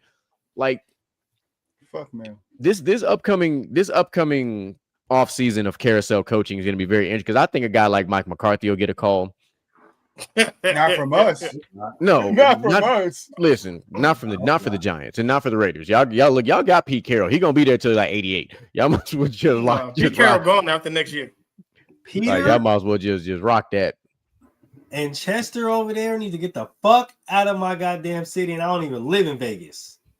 I'm about to go. I'm telling you, man. I'm about to book a flight. I'm about to go out there. I'm about to start slapping the shit. So let me ask you a question. So let's say we do get rid of Dayball. What does that do to a guy like Jackson? The same thing it did to Trevor Lawrence. The same thing it did to fucking Jalen Hurts. The same thing it did to Josh Allen. The same thing it did to pretty much everybody that's not named Patrick Mahomes in the last 15 years. Fuck him up. No, we just gonna get a new coach. He's gonna get a new coach. Like new game plans could throw young quarterbacks off, man. It can, or they grow from it because Jalen Hurts went through it, and Jalen Hurts got a Super Bowl out of it. Jared Goff, he played on the Rams, right? Yes. Mm-hmm. And now he's on the Lions. Yes. Mm-hmm. Where is he better at? On the Lions, right? I think he's better in Detroit. On the Lions, right? Yeah. Actually, to be fair, Jared Goff actually made the Super Bowl while he was on the Rams. He made the Super Bowl. He made the Super Bowl in LA, and he had the lead in the Super Bowl as well. But we can but then Matt Stafford went over there and actually finished it. So but we can say one thing about that Jared Goff situation. He had two very good head coaches. Yes. He did. That's not the case with Brian Daboll. He's not a better coach than Sean McVay nor Dan Campbell. That should never be anybody's conversation anywhere. Well, if somebody says that, they lose all their credibility if they say something like that. My point is bringing in a new coach, right? With a young, because I mean, maybe you go back to Russ. I don't know why. Absolutely not. No, that's what I said. I don't know why. No, you can bring in a new coach because you have a quarterback on a rookie contract. He's new. He's 100%. Still new, so he's still raw. But does that coach? The only thing you have to do is you have to get it right. My problem with it is that coach still comes in and inherits all the problems, right? So how many problems do the Giants have now? I mean, like that much. No. I'm like, realistically, how many? Take Dayball out for just a moment. Look at just the roster. Look at the roster. I don't think I think the offensive line is a problem, but that's what I think. But is it a major problem? Because your O line is not that bad. Yeah, I mean, if it was bad, I think the scheme is bad. The scheme, yeah. So okay, again, but that goes on to coaching. That is not the Giants have a talented roster. You have to get the coach right. You have to get the coach and right. I can understand that, but who's to say the next coach comes in and is the right coach? They don't pick somebody else that fucks does what they're supposed to do. I'm not gonna lie to y'all. I don't care about talent because talent to me is just potential. Yeah. That's all. That's all it is. Talent is just me potential in the sense of a team. And the problem that the Giants have ran into, they have individual players that are talented and have potential to be greats, but they can't put it together as a team. But that's a coaching the issue. That's a coaching thing. They need They need what we call a walk around coach. Are They you- need a. Oh, They oh, need wait, a. wait, look, wait, They hear me need a. out, They though. need a. They need a Dan Campbell type of coach with 2 amazing coordinators. Hear me out though. But hear me out though. Y'all saying that's a coaching thing, but what if it's not a coach? What if it's an upper management thing and a GM? Listen to what Mel. Give me a chance. Can the man finish what he's saying? Give me a chance. Give me a chance. What if they're not picking parts that are cohesive together from the GM standpoint when they put their team together? Like that can't always be on the coach when you're not picking parts that aren't cohesive. The GM and the head coach are supposed to be working together for that. And the scouting department, which is why you pay those people. You're absolutely right. You're absolutely right. They should be. But we've seen teams where they don't work together, particularly the Cowboys. We've seen teams where what about when Tim Tebow got drafted? They didn't want to draft Tim Tebow, but the GM did. Josh McDaniel did. Josh McDaniel wanted Tebow. Right. But then, John Elway. Then they right and right. Yeah, see, that's what GQ was going. Right. Josh McDaniel did, and then the next year, he was gone. And they didn't want Tim Tebow no more. It's like, that's not the guy I drafted. That's not the guy I want to run my offense. That's not this and that. But that's who the head coach wanted. But that's what I'm saying, though. The head coach wanted Tebow, but the following year, John Elway and all them, they didn't want him. And it came out in the media. Because they allowed the head coach to – it's what Bill Parcells said. I know they allowed him to do it. Let me buy the groceries. Right. I know that. And he burnt the food. I know that. I know that. But all I'm saying also is the GM has the final decision on what the hell is going on with who we're drafting and this and that. Correct? So if the talent doesn't blend together to make the team better, it's not always on the head coach. Sometimes you just draft bad. Sometimes you get two wide receivers. All they do, two wide receivers, all they do is they go long. You don't have somebody that's underneath. You got two guys that go long. You got your tight ends that play underneath, and you have nobody in the slot. It's like that sometimes. Because sometimes you're like, hey, sometimes you're like, I'm going to just take the best player right here of who we think is the best player right here, and it doesn't work. You can't always put that on the coach. If the coach and the GM are not working together, and that's organizational fuck-ups. That's right. So, but at the same time, the coach and the GM maximize talent.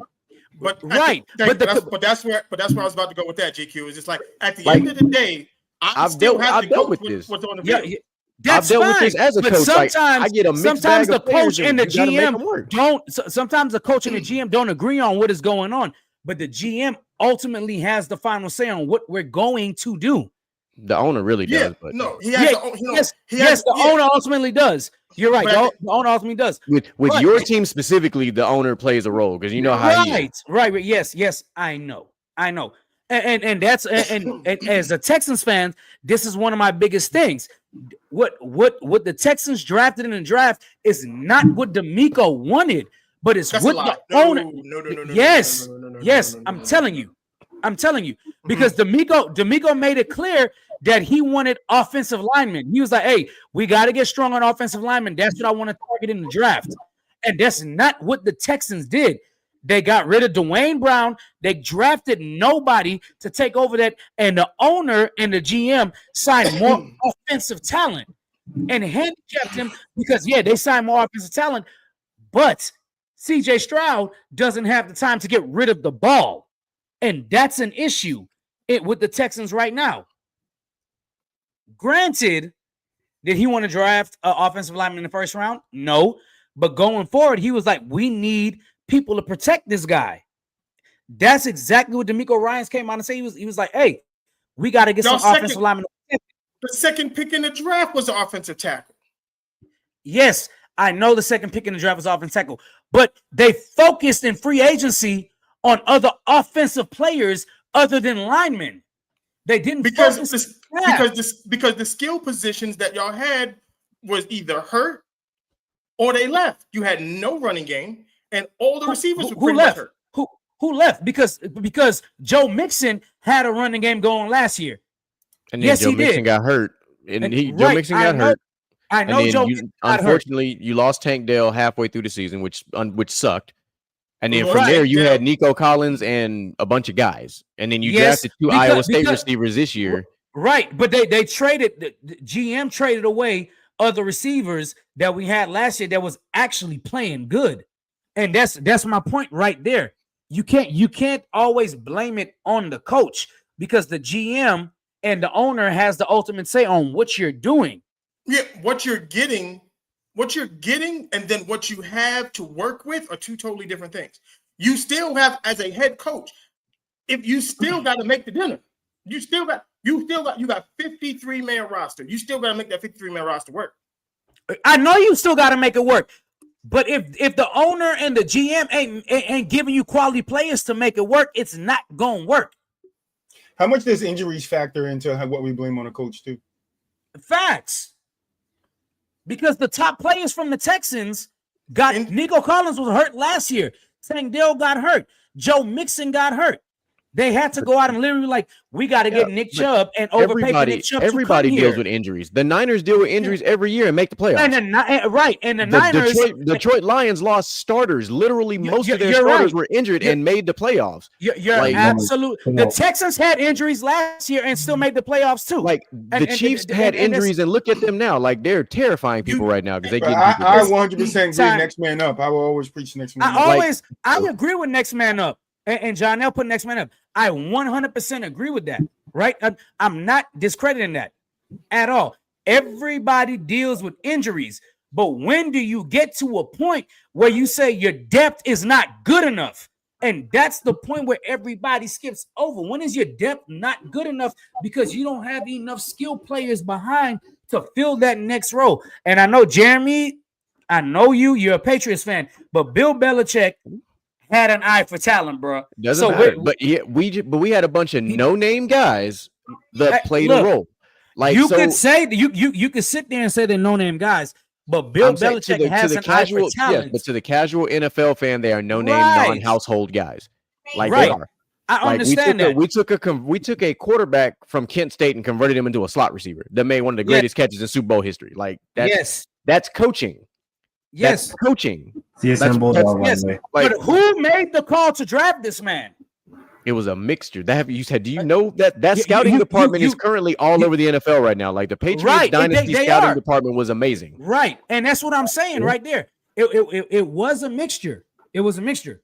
But the owner was also hands off. Mr. Kraft don't get involved in that type of shit. Man. He's there on draft day, but he's not involved like that. Nick Caserio did most of the drafting for the Patriots too. That's what I will say. He did a lot of it.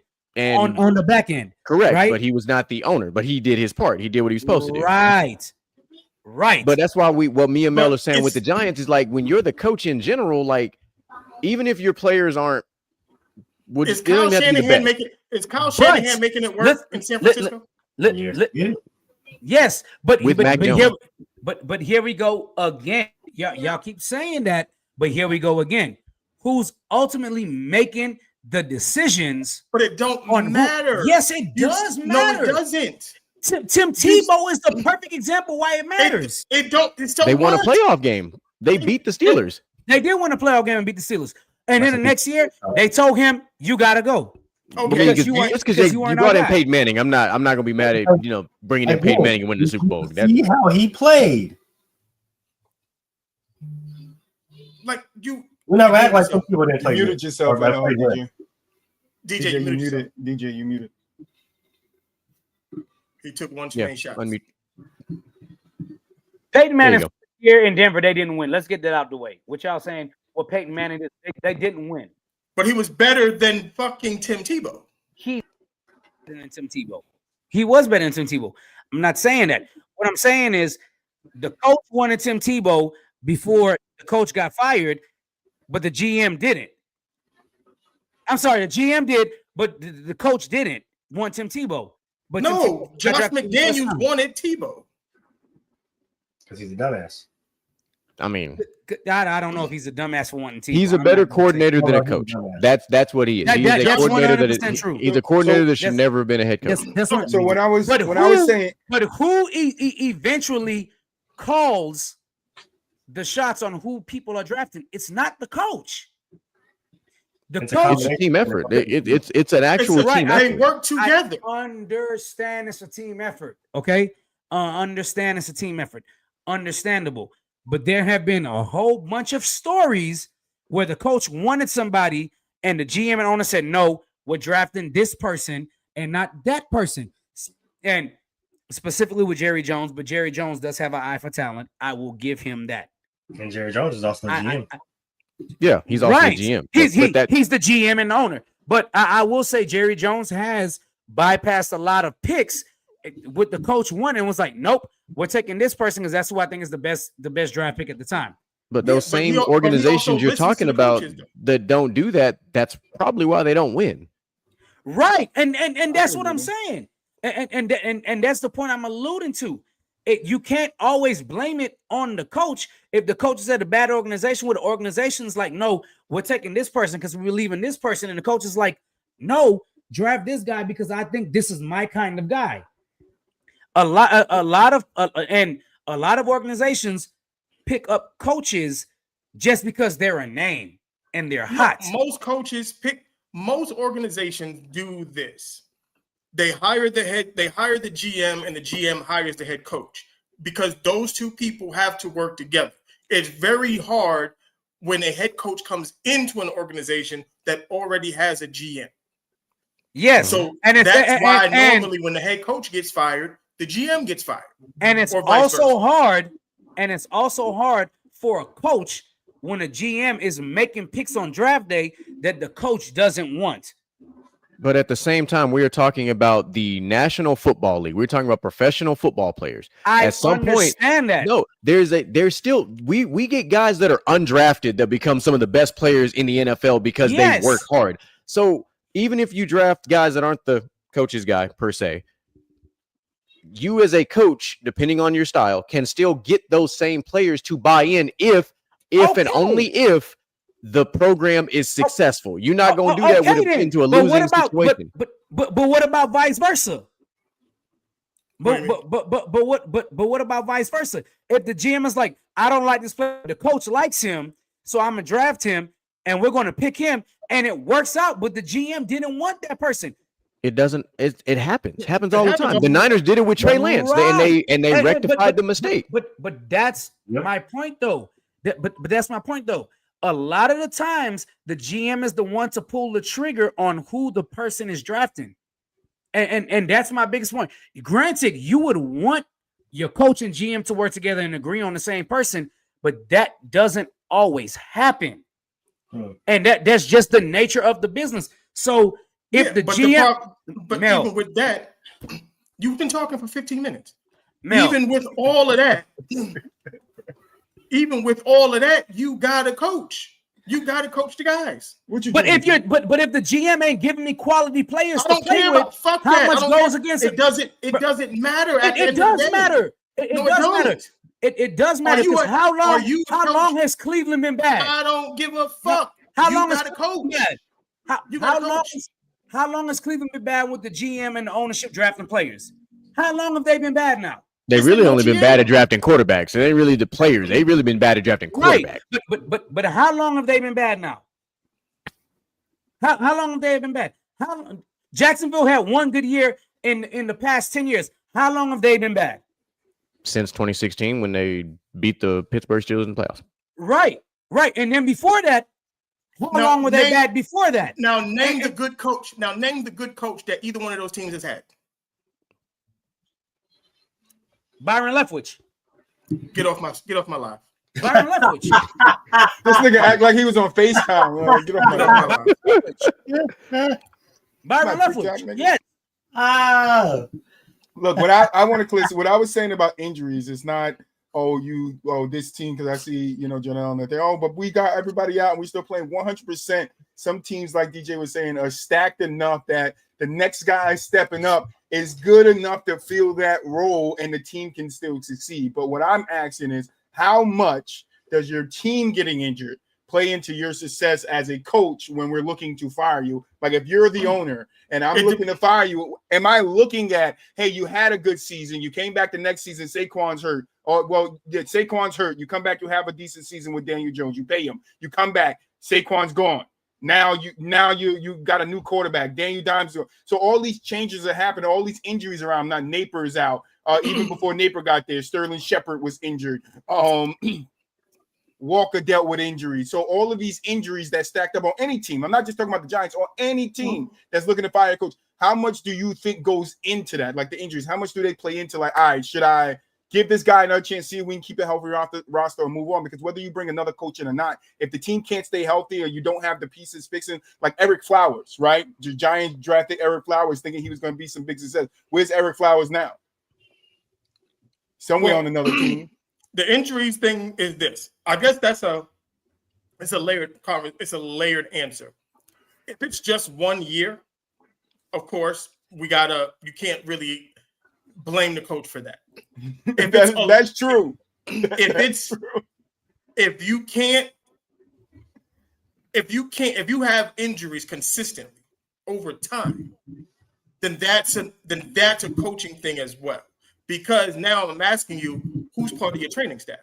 Why do we have all these soft tissue injuries? Why are players consistently getting hurt? That's what everybody's asking in Baltimore. That's what everybody's asking in San Francisco.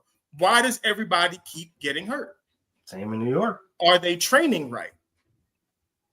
So 1 year thing, I don't blame that on the coach, because that could just be a freak thing. But if it's consistent over a period of time, then I got to look at you and ask you, what exactly are you doing with your training staff? But sometimes it's just a player too. Sometimes it's just the trade. There are those players that are quote unquote injury Odell prone. Beckham, when we say him coming back and getting injured, not being able to get back up to his standard, was all on coaching. No, that dude had injury after injury. Even when he got to Cleveland, he got hurt 3 more times. He had another foot injury, shoulder injury. Like all I'm trying to do is point out other things of why we're talking about Daybon. And we're saying, hey, how much more time should we give him? Like I said, I agree with GQ. Another year, right? Finish out this year, maybe get rid of him at the end of next year or see how he does.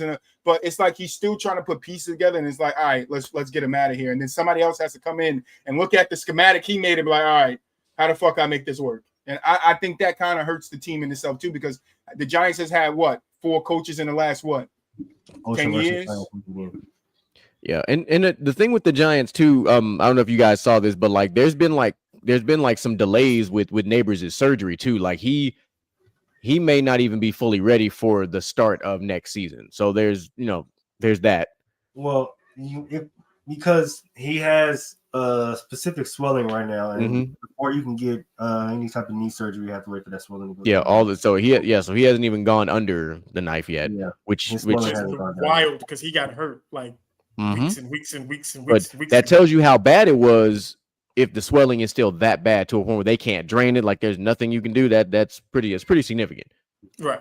I mean, it was a freak injury. Like if you didn't see it, man, I hope you didn't. It was nasty. It was fucking bad. Like it was bad. Yeah. So the swelling is going to take a while to go down because there was so many different ligament tears in one place. So conjoined like that, the swelling is going to. My man had a complex multi-ligament injury. Yeah. Right. As far as somebody who's tore their knee before, trust me, it's going to take a while. All right. You want to recap? Let's recap last week real quick, and then we'll get to this week. Make sure I got this up right. What week are we in? We are in week 8 now, so we got to go back to week 7. No need to talk about the Chiefs and the Raider game. There's nothing to talk about. Because there's nothing to talk about. Crashed. Nothing to talk about. At least I got 32 things to talk about. You got 0. Well, okay, no, there's one thing to talk about. That is that Rasheed was the key. That was a big part of that. Yeah, look, the key was Peter is an asshole. Yeah. Are you talking about Mr. Schrager? Is that what you know? No. No. Peter Oh, Carroll. you're saying Peter is in Pete Carroll. Yes. You know how They it goes don't here. get nicknames if you're trash. You lose your nickname when you're trash. We go by your government until you get better. Oh. So All right, Chester, so Chester over there, okay, he don't get his fucking nickname. He's not Chip anymore. Okay, his name is Chester until further on. And First of Eugene, all, bitch ass, he ain't been chipping a long time. Because I'm No, gonna he was slap Chip, the but he shit came out of from. I him. mean, he won the national championship at Ohio State. So we. All right, that was college. It's not. You got to earn. You know what you do in college don't entirely. You know, because this nigga pissing me off right now. And Eugene, I'm gonna slap the shit out of you just because Eugene sucks. Eugene is horrible. Eugene, your name is Eugene until further notice because you suck. well, I'm not gonna slap my dad. Shouldn't have been brought in the first place. But that's not slap my dad. To a point where your boy Jacoby wants out, like, and he said that before the season started, and still might get traded. So bad. Amari Cooper retired before the season. Yeah. Amari signed, showed up, and retired. He was like, "Oh, so this was playing quarterback." You still not going to slap my dad, Mooch? Gino's your dad? No, my father named Eugene. People not talking about your dad. You're gonna slap my dad. We ain't talking about that, Eugene. About Eugene Smith. Eugene in Las Vegas that can't see slap my dad. A motherfucking DB and a receiver and a goddamn O lineman. Okay, I'm talking about that Eugene because that Eugene. Matt Stafford had 2 Hall of Fame careers, man. I might have to do a whole half a show on Matthew Stafford. He had 2 Hall of Fame careers, man, on the Lions and then on the Rams, man. I don't want to hear it. But go ahead. What was you saying? We're going over the games? Yeah. So you got that. The Dolphins-Browns game also pretty not much to talk about. Probably should have played Shador a long time ago. I told everybody he was gonna throw you. Dylan Gabriel is ass. Like he's terrible. He's not like we didn't talk about this. Look, did I not? Hold on, what'd you say? Why we gotta be groupies? Why we gotta be Shador Sanders groupies? You didn't see that? That's diabolical. Oh no, he's talking about from a few shows ago. First of all, you spelled it all wrong. She-deer. I was gonna let him make it, but you shut up. I wrote it. Well, then you got it. You got to learn. No, I didn't write it. First of all, let's how much trust you don't have in a quarterback when you get into the red zone 3 times and you go Wildcat. That's all I need to know about your quarterback situation. And your coaching, Kevin Stefanski. Didn't they just trade away Joe Flacco? Yeah, in the division. To a divisional right. And people thought Mike Tomlin was crazy for what he said. I was like, boy, y'all don't understand. 90 years. Joe Flacco spent a lot of time in that division as a Raven. Like, you don't think he knows Mike Tomlin very well? You don't think he knows the Browns very well? Like, y'all gonna fuck around and hand the keys to that division back to fucking the Bengals and not realize it. Oh, no, as long as Zach Taylor's not there. As long as the Ravens defense keep falling apart, that's how it's gonna go. But if the Ravens defense just becomes average and Lamar, does what Lamar does, it'll change. But right now it's not. Like, I don't trust Pittsburgh. I don't trust Pittsburgh to maintain this all season long, but they're good right now. We're through the first part of the season.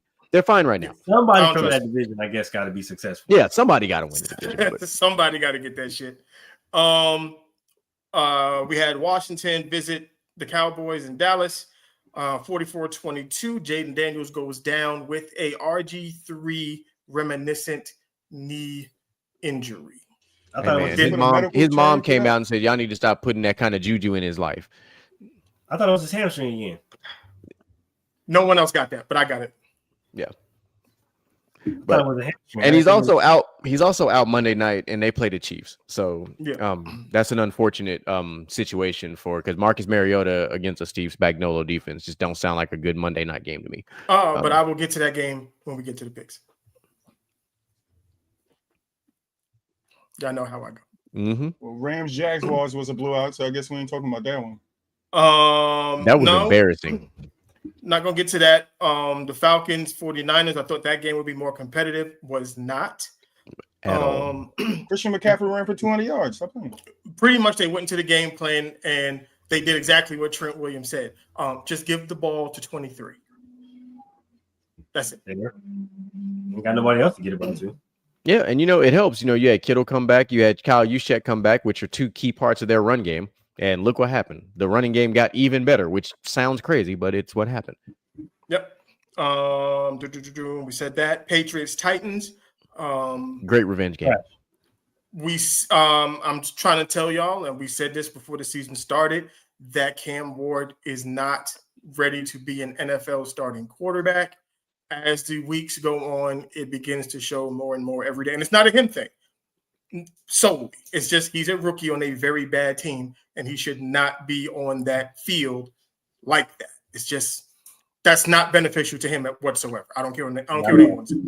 But Drake May is the truth. But Drake May is the absolute another guy that I was on one side. I got new information. No flip-flop. Now I'm back on the other side. Mm-hmm. Hey man, he's looking real solid over there. Listen, Drake out there doing the damn thing. After when they beat the Bills, that told me everything you need to know about what we got going on. We called that game here. And Stephon Diggs said, "Fuck all that. I'm gonna show y'all I'm still him too." Yep. Panthers Jets. Toilet bowl game. Yep. In 12 innings, the Panthers pulled it out 13-6. I am happy to see that Carolina is trying to do. They're undefeated at home. They're 3-0 at home, and they have one of the best running offenses in pro football, which is fucking wild because it's a former Cowboys running back. But anyway, which is crazy. And that's why when we get to picks, we're gonna talk about that. They took the Panthers running back, and he can't get on the goddamn field. Well, no, he's out. He's injured. He's on injury reserve. Oh, Miles Sanders got hurt? Yeah, he's on injury reserve. He's done. Okay. But when we get to the picks, we'll have that conversation because that same rushing attack is playing against a team that's trash on defense at stopping the run. We're going to get there. Battle of the light skin in Chicago. We had the Saints and the Bears. That was the light skin and the albino. King Light Skin did his thing. Caleb Williams went out and bowled like we said he would. Vikings, Eagles. Eagles took care of business. Jalen Hurts, kind of, if you ask me, acquired some of the. I'm gonna get to This is why he didn't want to throw the ball to goddamn AJ Brown. See, he threw the ball to AJ Brown. AJ Brown had a good game, and then what happened? He's not even fucking playing Sunday. Hurt. He's not even playing Sunday. He's out. Yeah, motherfucker out. And then on top of that, why every time Jalen Hurts have a good game, nobody say anything? But as soon as the nigga have a bad game, everybody want to talk. Everybody got something to say. Listen, them goddamn talking heads on that 4-digit network. Nigga, that's how it works. That's sports talk. No, that's not. No, I know. And I'm not even talking about the big figureheads. I'm talking about everybody because everybody has something to say. I'm 100% talking about it. It was real quiet. It was real quiet after that. And he did exactly what y'all said he couldn't do. That man was throwing the ball accurately, throwing dimes. Hey, listen, we're not talking about Caleb Williams. We're talking about we support Caleb on this show. We support. Listen, I will tell you because I was very much on, and I'm okay with admitting this. I was very much on still that the Jaden Daniels was the better quarterback in that draft over Caleb Williams. But I will say, Caleb is growing. Yeah. He's got some Brett Favre-ish to him. He does. He's definitely got some Brett Favre to him, but he's growing. But this is what happens when you get what? Coaching. DJ, a good coach. This is true. He has an offensive play caller. That boy Ben Johnson knows Johnson. what he's doing. He has, you know what? Mel, we talked about this. He has competent coaching. Where we at here? Chargers and Indiana Jones. Indiana Jones still rolling. Shock of the season. We talked about the Broncos and the Giants game. Packers Cardinals. The Micah Parsons game. That was the Micah Parsons game. Because Jacoby Brissett was about to light their ass up. He threw for almost 300 yards, and if Micah Parsons didn't go ham in the fourth, they was finna lose. Because people forget where Jacoby Brissett came from. It's like, y'all might want to go check that man's track record. That man started on one team, and he's a solid quarterback, and he's a solid backup that'll win you. Yeah, he'll win you 4 or 5 games as a backup if your starter goes out. Like, so it's not shocking that he damn near beat Green Bay. Yeah, he's exactly what you want as a backup quarterback. Somebody who you know can step in, win you 2 to 3 games, or at least make you competitive during that time. So that, you know how sometimes you bring in a backup quarterback, and everybody's like, "Oh, fuck this shit." Like, Oh, you mean look like Carson Wentz? Oh, okay. I'm sorry. My bad. What is I just looked at a game and seen that he threw 2 interceptions. Yeah. who's Game last night, I'm assuming. No, this Carson got his ass whooped last night. No, this from last week. All right, so Chargers Vikings last night. Herbert and the boys took care of business. They needed that. That was a big win for them. They needed that. They was on a 2-game slide. Big time, needed that. And look at them now. Now And I'm guessing you like that is injured. Kirk Cousins? Mm-hmm. No, he's the backup for Michael Penix in Atlanta. Oh, that's right. They did move him. I forgot. The Vikings moved him. They've been moved. The Falcons paid them at $100 million to spit on his ass. Look, next to Troy's been away from football for a couple. Yeah, I can see that because he got replaced by the do-rag pimp. To the do-rag pimp. Guard. All right, now let's get to this week. First game on the docket. We got 5 guys here, so we should burgers and fries. Burgers and fries. Let's so go. We got 5 guys. Yeah. I think that reference went right here. It went right on. No, it didn't. No, it didn't at all. Y'all took a plane, but I jumped out with a parachute. No, ain't no random Caucasity finna pop up in the middle of these 5 guys. And crazy with the 2 actors and the lady asked them if they like 5 guys. That's what popped in my head. All right. Game 1, Sunday, first game. 49ers, Texans. DJ. 49ers, and I'm a Texans fan. Wow. Well, so unfortunately, Nico Collins and fucking Christian Kirk are ruled out. So there's that. So he gonna be throwing to literally Xavier Hutchinson, Jalen Noel, and I don't even remember the other guy's name. Well, he's gonna be running for his life first. Unless Woody Marks decides to have a breakout game. They don't have an offensive line. He's going to be running for his life. The Texans don't got a pass rush. The Texans, it doesn't matter. Listen, if you've seen the Texans offensive line this year, they lost the Dwayne Brown in the offseason. Trust me, if the Texans put up 10 points, they're lucky. Oh, I mean, they okay. Are you doing anything on Sunday, DJ Michael? Not for the game, no. I mean, like, are you working or anything? I got church in the afternoon at 3:00. We got church anniversary. Oh, okay, never mind. I was gonna tell you to hit my dad up because he had tickets to the game and I can't go because I got to work. Otherwise, I'd win. Yeah, I definitely got the Texans losing. All right, GQ. I'm gonna stand on the other side of this, and I'm gonna root for the Texans in this game simply because nothing to do with their goddamn offense at all. It's solely for their defense. And it's Mac Jones. Mac Jones eventually got to regress to the mean. All right, Mac Jones been playing above his skis, and he's been playing well. I'm not knocking him. He's been playing above his skis. He eventually got to come on back down. I think this is the game where he comes on down. Like, Christian McCaffrey will have his game, which will be fine, but something's going to happen where Mac Jones will be the reason that they lose this game. Detroit. 12-6, San Fran. Going low scoring. 6. Field goal fest. That's what I was thinking too. Mulich. I'm going Texans. They lean on their defense. Okay. So I'm going Texans. So Troy and DJ, y'all going 49ers. Yep. Okay. Yeah. Now, very nice. This is a game. We got the Browns visiting the New England Patriots. We're gonna start with GQ on this one. He's the resident Patriot. This is tough, and it's not and it's only because this is at the minimum. Fuck the Browns offense. It's very similar to the last game, but this is 2 really good defenses. However, we've been talking about coaching majority of this show. This is where Mike Vrabel is going to outcoach Kevin Stefanski, and the Patriots will win this game. Very much so. DJ? I'm taking the Patriots. Not going to lie to you. I like the Patriots, so I'm taking them. Troy? 26-14 Patriots. Troy's giving numbers. He got numbers. I like this. Yeah, he got numbers. I like that. Mulich. Pats. Patriots might They hang might. 30 on them. Hey, listen. See, let it's that Stephon Diggs- defense is tough. They are. That Browns defense is good, but I mean, if your offense can't do shit, like if the Patriots defense just decides to wreck shop on Dylan Gabriel, then that defense will get tired. Right. I'm definitely taking the Patriots in this game because Shador Watch has officially started. We are waiting for the moment. Next up,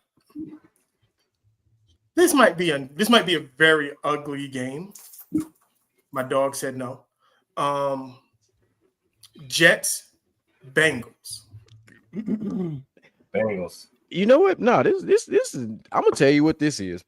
I don't think it's that at all. I think this is the blowout of the fucking week. You think? I think the Bengals gonna beat the brakes off of them. Why? No Garrett Wilson, and you got Breece Hall banged up, and they ain't even named a starting quarterback yet, even though it's gonna probably end up being Tyrod Taylor. That Bengals offense is scary. Joe Burrow said, "Fuck it, I'm gonna sit down. Old Pop Flacco got me," and Flacco just said, "You know what? I'm gonna throw the ball to Jamar Chase 24 fucking times, and he gonna catch 16 of them bitches." Don't be surprised if Jamar Chase get another 12 targets tomorrow. T. Higgins gonna get another 8-9. But this is also gonna be the Chase Brown redemption game, and that's why I think they're gonna blow the Jets out. I don't believe in Joe Flacco. I just think that was I don't a have to blip on the believe in him. radar. I just don't believe it. I believe in the Jets that much worse, that much less. Like I have no faith in the Jets at all. Super Bowl year is It's crazy. very true. DJ. I'm going with the Bengals, but not because they're going with the Bengals. I'm going with the Bengals because I think the Bengals just have better weapons on offense. Like that's it. It ain't got shit to do with Joe Flacco.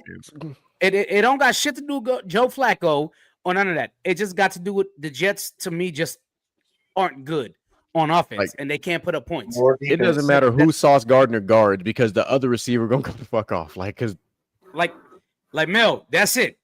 That is it. It's just because I don't think the Jets can score 21 points in a game against the Bengals. That's the only reason why I'm taking the Bengals. 21 points at all. The Jets ain't scored that many points since week 1 against the Steelers. I know, but the Bengals will score 21 against them. Shit, the Bengals gonna score 38. Jeez. Troy, who you got? 36-0 Bengals. God. I said 36-0. My man said if listen. Goose eggs? If they get goose egged, they might fire the coach. All right. Aaron Glenn might get fired if they goose egg him. You want to know what's crazy? I heard all of that, and I'm calling the Jets to get their first win. Thank you. I thought I was the only one here. I'm a Giants fan. We don't root for the Jets. Hey, facts. Yeah, no. Look, like we said, you got to get one at least. Yeah, any given Sunday, just not this Sunday. Tyrod gonna come out. Yeah, they're gonna get one this Sunday.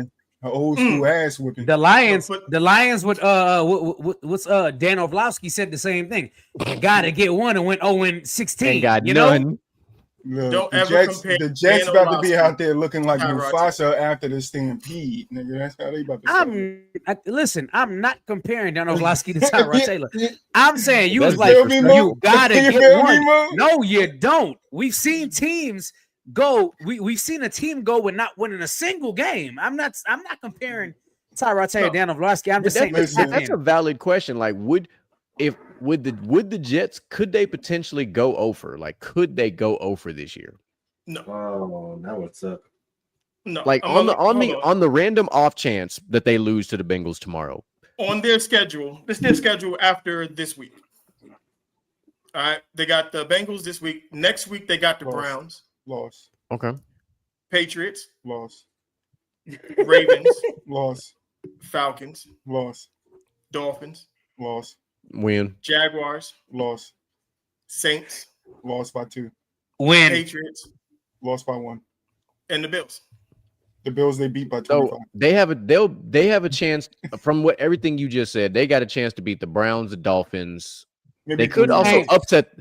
a healthy Brees Hall, they could upset the Bills because the Bills' run defense is trash. Like the Bills' run defense is as bad as Dallas last year. Like, and I need people to understand that. Like, I need people to understand that Bills' run defense is going to be the reason they don't go to the Super Bowl. I think they beat the Saints. And by the end of the season, that last game against the Bills, what will the Bills be playing for anyway? They might be playing for the division because the Patriots still got the lead. I think the Patriots gonna have that shit locked up by then. So, well, they still need to. Well, they may be playing for a potential. What part of the wild card they get into. Potentially.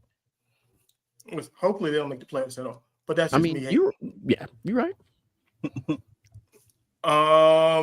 Ravens, Bears. So we got my man. Hurt my soul. Got King Lightskin against the Ravens. Lamar be back by then. Yeah. Lamar's been practicing this week. This game hurts because I had this game circled at the beginning of the season because I wanted this game to be like fireworks and like electric and like all the shit because I was like, Caleb Williams will be pretty good by this time. The Ravens will be rolling, and Caleb Williams has still been pretty electric, but the Ravens have not been rolling. They have been rolling with a fucking flat tire. And they've been going down. I still have a feeling, especially if Lamar plays, this team will play with some absolute fire and they'll win this game. And I think it'll be twofold. I think they'll win because of Lamar, and I think they'll win because Derrick Henry going to say, I'm still him.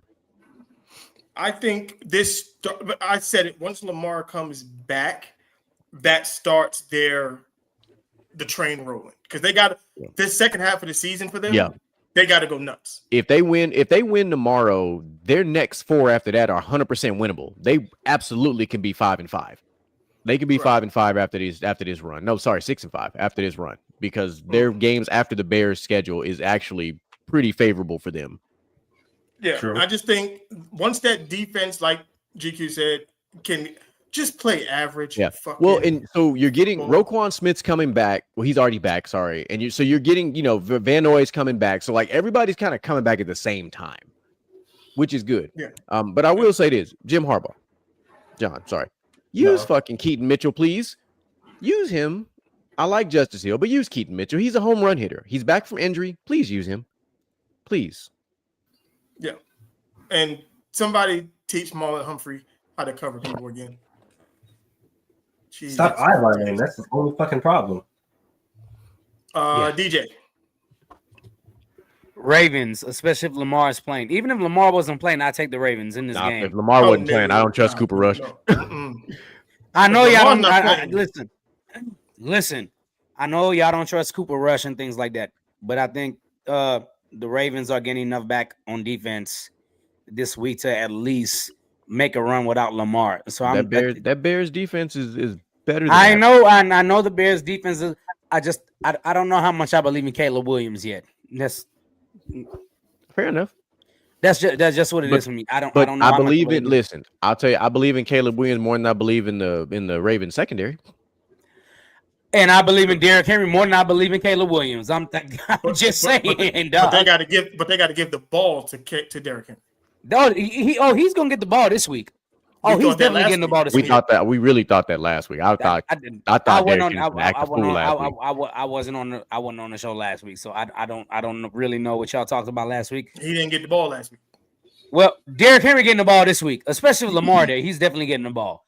So I'm going to take the Ravens. I want to see read option. I want to see everything. I just want to see them just act a fool. Troy? I'm going to go 24-23 Bears. Ooh, field goal. A 1-point game. 1 point? Mulich. This game's in Baltimore, isn't it? It's in Baltimore. Okay. Mm-hmm. Yeah, it's going to be. Yeah. That means the weather going to play a factor too. It might be a little chilly. It's not that bad on the East Coast right now. Oh, it's relatively warmish. It's decent. No, better weather than what we might have. We about to get fucked up tomorrow. Probably is high scoring because the Ravens defense still can't stop a toddler. So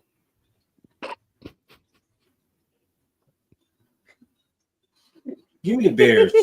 He said can't stop a toddler. All right. I'm like I said, I'm gonna hold this one up. If Lamar plays, you know what? Fuck that. It don't even matter. I'm gonna take the Bears. The Bears. No Bears. It don't matter. I don't believe in a guy that paints his fingernails. What that got to do with him throwing the football? Hey, them boys 4-2 right now. Hey, I'm just saying. I don't believe in him to win a dogfight. And that's fine, but they're playing better than the fucking Vikings right now. And There's a lot of teams playing better than the Vikings. Okay, better than the Ravens. They are playing better than the Yeah. Ravens. There's a lot of they might be playing better than the Ravens, but not this week. You know, there's a lot of dudes who don't have their fingernails painted and they playing worse than Caleb. So That's cool, but they're not playing better than the Ravens this week. we're gonna find out. That's why we play the games. Dolphins, Falcons in Atlanta. 32-16 Falcons. 32-16 Falcons. Tua throws 2 picks. 2 of 2 picks. 2 of 2 picks. Bijan finna run all over this team. This gonna be the running back game. This gonna be the Bijan versus Etienne game. That's pretty much what this gonna boil down to. And I'm cool with that because I got both of them in fantasy. You and me both. I got Etienne. So I got the Falcons 20-10. got a clean sweep on the Falcons in that game. Here we go. Bills, Panthers in Carolina. Ooh. I'll start it off. Give me young Bryce. Bryce ain't playing. Bryce not playing. That's right. Red Rifle is playing. Oh, I forgot he got hurt last week. Oh, yeah. Rifle was playing. 30-24 Bills.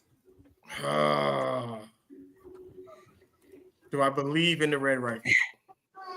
For one game. Can you do it for one game? Is that Andy Dalton? Are you serious? Yeah. No, I'm specifically talking to Mel. You gonna believe in Andy Dalton for one game? For one game with T-Mac, Leggett, And Sanders? Nah, the tight end. That's the tight end. No. And Rico Dowdle. Give me them Panthers. I'm gonna take Red Rifle. Red Rifle gonna hold it down. Give me the Carolina Ricos in the upset. Yep. Ain't no doubt'll. Give me the upset. That's crazy that the Cowboys had Rico Dowdle. That's why I just keep laughing. Listen. I'm not laughing at y'all picks. I'm laughing at the Cowboys had this man and let him go. He was a 1,000-yard rusher with them. Yep. Right. Think about it. The pride of Katy, Texas. Katy Troy, High go School. ahead, Troy. What you got? What are we talking about? I think the Bills and Panthers. Yeah, I said 30-24 Bills. Okay. I'm going with the Bills. I think they will win 27-24. And I think Keon Coleman will go off for 120 yards. That nigga ain't even playing. If he get 2 snaps tomorrow Sunday, I'll be shocked. And that's my guy. So it has nothing to do with him. It's just good. Make sure you're ready to be shocked when he catch over 100 against this team. No, I know he can do it. He's not going to play because Josh Allen's an idiot. They benched him last week. There you go. He'll play. He'll play. So. Who you got? I'm gonna take the Bills. He just had a bad week last week. He'll play this week. Okay, we're gonna start with Troy on this one. Eagles, Giants in the city of brotherly love. We whooped that ass already. We whipped that ass again. I'm going 33-32. Damn. Why you got these games so close? No, that's the Broncos score. That's the Broncos score. No, I say Eagles take this one. They got to get their revenge, and I'm gonna probably say I don't think it's a blowout. I'm gonna say maybe 28-21 Eagles. Okay, Mulich. Is that still too high? Jeremy? That's your call, brother. It's your score. I don't know why the fuck I just called you that. Why that popped? I don't know why the fuck my government name front is of my even the front of my head right now. the Like front of my head. That's what popped in there. like I don't It's even good. call No. myself that. I can tell you why. It's because when me and Troy were talking on the phone, I called you by your government name the whole It time. could That's be. all that is. Subconsciously, it could be in the back of my Yeah. head. And you know I'm retarded, so You know, it's fine. If I'm living rent free in your head, it's okay. rent free, nigga. I ain't got no houses up here, so I don't know where you at. Out in the cold? I'm gonna go Eagles. This Eagles? is fun. GQ. Eagles. Yeah, he's Give gonna me, go give Eagles. me the Saquon revenge game because they've been talking down on Saquon, saying that the Eagles can't run the ball, this, that, and the third. Give me these Eagles and let Saquon act a plum fool. DJ.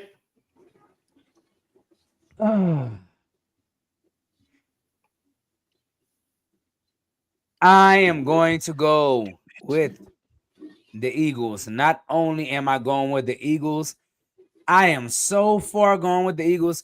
I am going to say Saquon runs for 120 yards, and this game is going to be 30-7.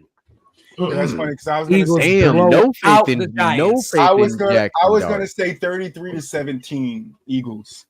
I'm saying, I know ain't nobody- Scat Pack and Scatterbo, but Listen, here, at some point, he but gonna at have the end of- CTE this season. but here's the difference.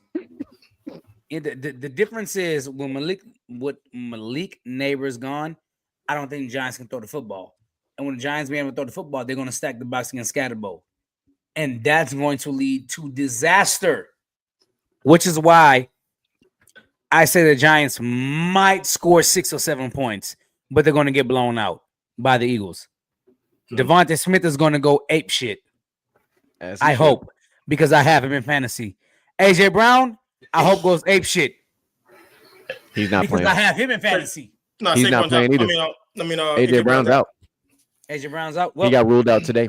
that's fine. see, they gave him- Devontae Smith and Saquon is going to handle business. A random Jahan Dotson sighting, probably. Yeah. More definitely. I'm gonna take the Eagles in this, and I'm going to lean on what pretty much what the consensus is. And that boy John Castillo said 200 plus. Good lord. He's That the man Eagles right there. fan. Let him go. I think 200 total offense between rushing and receiving. That's where Saquon's going to be. With the absence of AJ Brown, you get a little more screens, you get a little more dump offs to Saquon, and he goes nuts. Okay, so you calling for a Saquon legacy game? How many hurdles do we see this game, man? 2. Hopefully none, because he won away from getting power drive. Hell no, I want to see one of the Not a back ones single again. one. Nigga. I want to see the back one again. Nigga. He not looking. No Hey, hurdles. listen, if he do a backwards hurdle against the Giants, that'll be the most iconic picture because that's against your former team. Put it up against Odell. It's like in the hall when you go see the Giants. Saquon. That's crazy. You say check down City and you're a Cowboys fan. That's crazy work because Devontae Smith finna destroy these damn Giants on the seam routes. No, I think he said with Saquon, just going some shutdowns. I give Saquon getting 18 plus touches from me More than that. in a game like this. Like, well, I was supposed to say 18 Saquon plus. might I get was supposed about to say 18 plus. 22. It just depends on how it starts out. Because if the Giants start stuffing them, and we go up early, it could change their game plan on running Saquon. Oh yeah, this is gonna be Brandon Graham's first game back too, coming out of retirement. Mm-hmm. Wonder how much juice he gonna have. All the juice. You got the same guy LeBron got. Oh wow! Chow Sonnen. I'm joking. Chow No, you're not. It's dead serious. No, you're not. He on that new Balco. Okay. In the Big Easy, we got the Saints and the Buccaneers. Oh, The Buccaneers. that's not a game. Buccaneers MVP. Yeah, like no. Baker and company. They doing this literally the way the Giants can't do it with backups and rookies.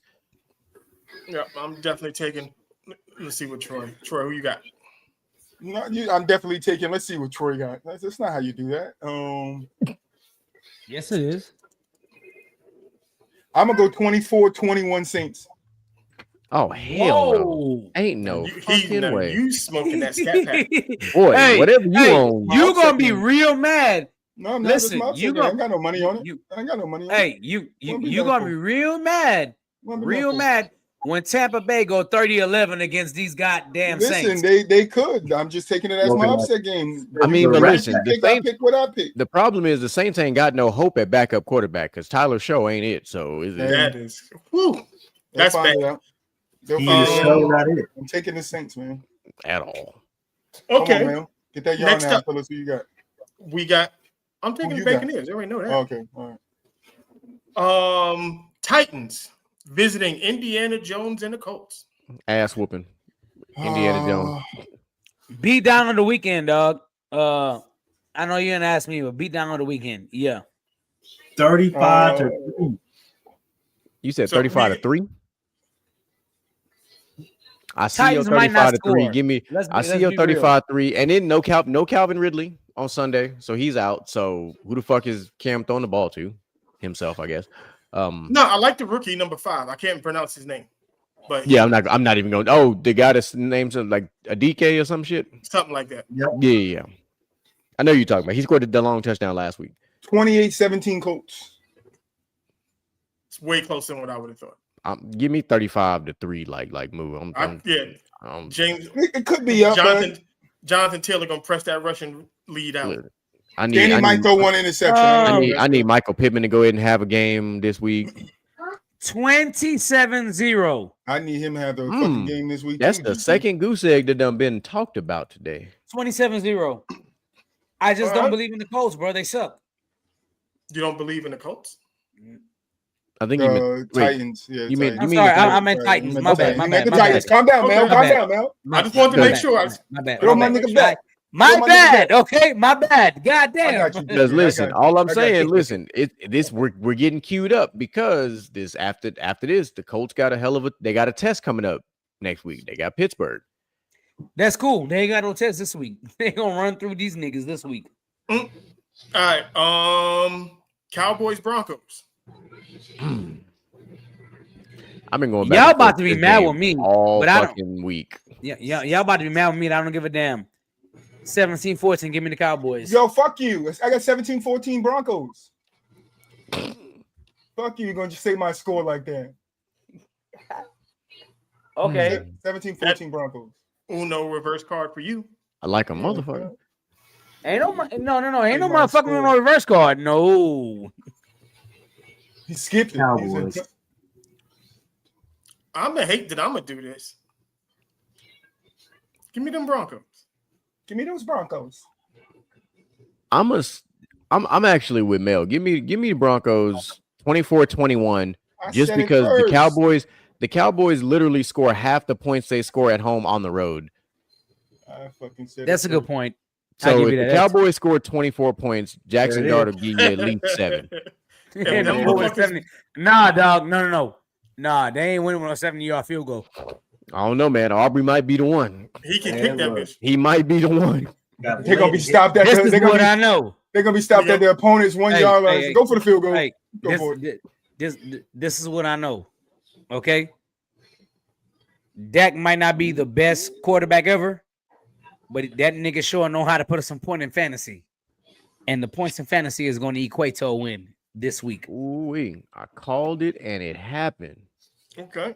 Blue Jays beat the dog shit out of the Dodgers in game 1. Yes, they did. Called that shit. They scored 9 runs in the 6th inning. Yep. Man.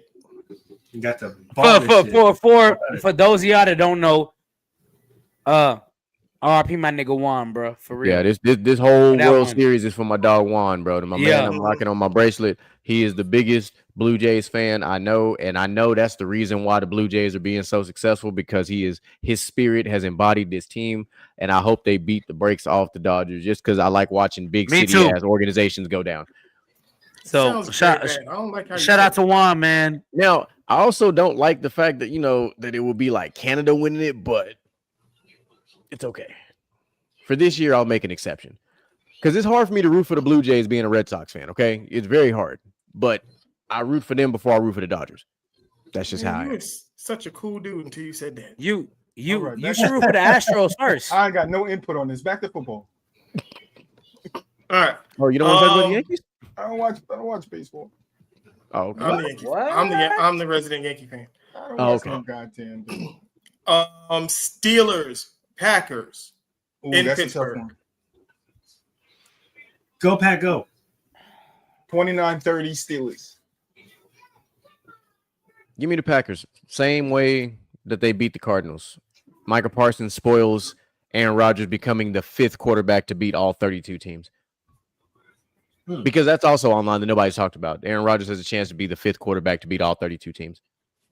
I think Michael Parsons spoils that. That's a nice little football nugget for y'all in case y'all didn't know that. Tom Brady, Peyton Manning, Drew Brees, and one other one I'm missing. No, Brett Favre. Those are the 4 that have done it so far. Aaron Rodgers has a chance to be the 5th. Brady Eli do it? Manning. Yeah, Brady. I said Brady. Oh, Eli Brady, Manning Brady did beat the Patriots when he was with the Bucks. Eli Manning did too. He beat himself when he was on the Giants. Ha. leave Eli alone. Give me what's the game again? Call it back. What's the game? Green Bay and Packers, Pittsburgh. Oh yeah, no, yeah, Packers Saints. Steelers. Steelers. There you go, Steelers. Mel, I don't know what to pick here. That's a I'm tough lost game. for though. words. That's why I said 30-29. Yeah. It's gonna be a tough fucking game. Packers. And I actually need the Steelers to keep the Packers a low scoring so I can get some defensive points. Give me the Steelers. I'll take the Steelers 30-27. Nope. Jordan Love going to torch that goddamn defense. Jalen Ramsey going to be chasing who the fuck ever is on the Packers playing wide receiver. Whether it's Romeo Dobbs, whether That's it's Matthew the real Golden. answer. He gonna be chasing whoever. That's how the Packers play. There is no number one. There's a bunch of guys. Yeah. So yeah, there's that. Now, the Monday night game that we was talking about earlier. Trash. Chiefs, Commanders. 50-0 Chiefs. Commanders. Wow. It ain't gonna be that bad. Whoa. Yeah, I'm taking Washington. So there we go. I'm calling the upset right now. Nah, I say 21-14 Chiefs. Is Jaden Williams playing? No. I Marcus don't know who Mariota's Jaden playing. Williams is. But Jaden Daniels, but no. he's I'm not. sorry, Jaden Daniels. My bad. Damn. I don't know who Okay, Jaden Mel. Williams is. You up here sound like me, DJ. Yeah. Mel want to be an asshole and not answer. You the said question. Jaden Williams. All I said was I don't know who Jaden Williams is. God damn it! Who? You know who the fuck I was talking about. Don't play with me. He said, who? You know exactly. Is Jaden Daniels playing? No. No. No. But Terry McLaurin is playing. Terry McLaurin's playing. Scary Terry? Oh, don't call him that. He might end up in jail.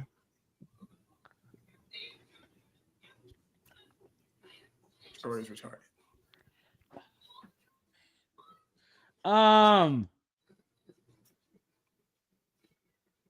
God damn, I don't know. Just call him Terry. Somebody else go. Fuck y'all, man. Somebody right. else We go. went, nigga. So while he's figuring that out, I am going to simply say, give me the Kansas City Zebras. I'm gonna be petty. That's because fair. they two colors. I'm gonna be petty. Give me the Kansas City Zebras in this game, Because it is in Kansas City, so too. That's also fair. or the Kansas City Swifties. I mean, whatever the fuck you want to call them. But Never want to address him as. Will he be back for this game? who? Jaden Daniels. No, We said that 3 times. no, he's literally got reason. He out. They are Marcus damn. Mariota with his nice little touch of gray is playing in this game. Yeah, 50-0. It ain't gonna be 50. You ain't shit. I trust the coaching of Cliff Kingsbury. 50-0. He is really stumped. I'm not betting on. I'm not betting on this game, dog. I don't know. I have no idea. You who's need over here. insider information. You want to phone a friend? You need No, I don't want. insider- Okay. You want to phone Terry? Bro? Yeah. Hey, look. Information. I phoned a friend and I called Moo. Moo, what's up? Tell me what's up. You want to call down Daniel Jones? I'm So calling you gonna move. call Terry Rozier to get some help? Inside information. Oh no, he did just post bail They both with his moved. $6 million Florida home. I need some help here. Move. What you got? You know, it's always fuck the Chiefs, bro. It's always Always. fuck the Chiefs. Always. Fuck I mean, the he Chiefs. is a They're in the same division. He's a Raiders I fan, know what so to that send Move for his makes next sense. birthday. All right, I'm going with whoever Patrick pick, Mahomes whoever move pick. He went with the Commanders. Because it's fuck the Chiefs. All right. So we got that. And then the last game next week, Thursday, Ravens, Dolphins. I'm taking the Ravens. Yeah, Ravens on their head.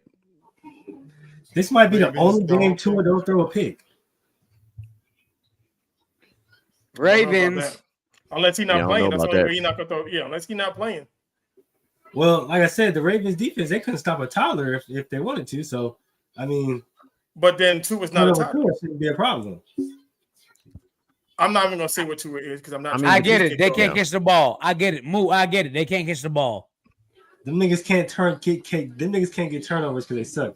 I'm gonna take the Ravens because Lamar should be like fully healthy at that point in time. But yeah, like I said, Tua might not. That might be the only game Tua actually doesn't throw a pick because the Ravens defense I can't. feel like Tua gonna throw 2 picks just because you said that. Just because you said it. Just because you said that 2 pick Tua's back. 24-17 Ravens. All right. So those are the picks. You know how we're gonna do. I will chop them bitches up. I will have them up ready to go. On Sunday and Monday. So if you said some wild shit, DJ Michael B, you will be on the TikTok. Understand? Oh yeah. You will be on the I'm ready to be TikTok. on the TikTok. Speaking of wild and shit, when I'm on the TikTok and I'm right, you gonna shut your ass up. You're never right, so you don't worry about that.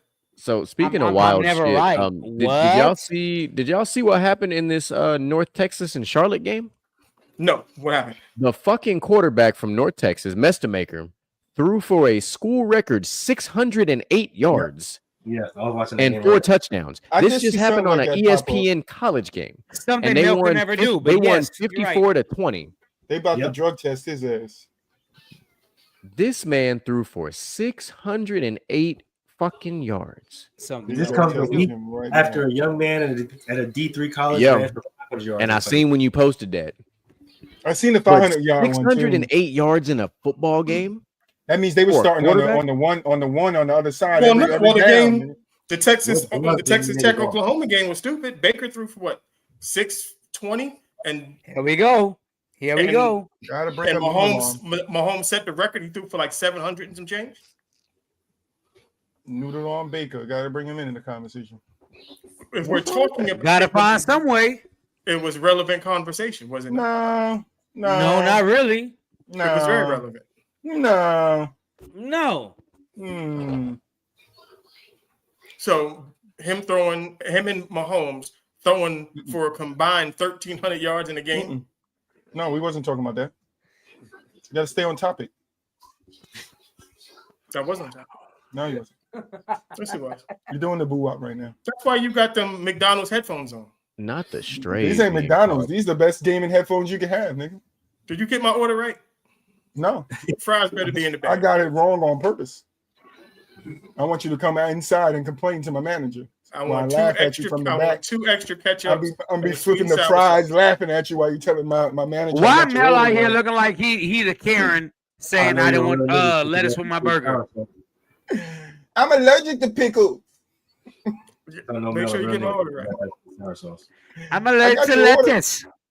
I got your order 3 L's in a row. I got it. Don't worry about it. Fried up nice on one single bun. Don't worry about it. Don't worry about it.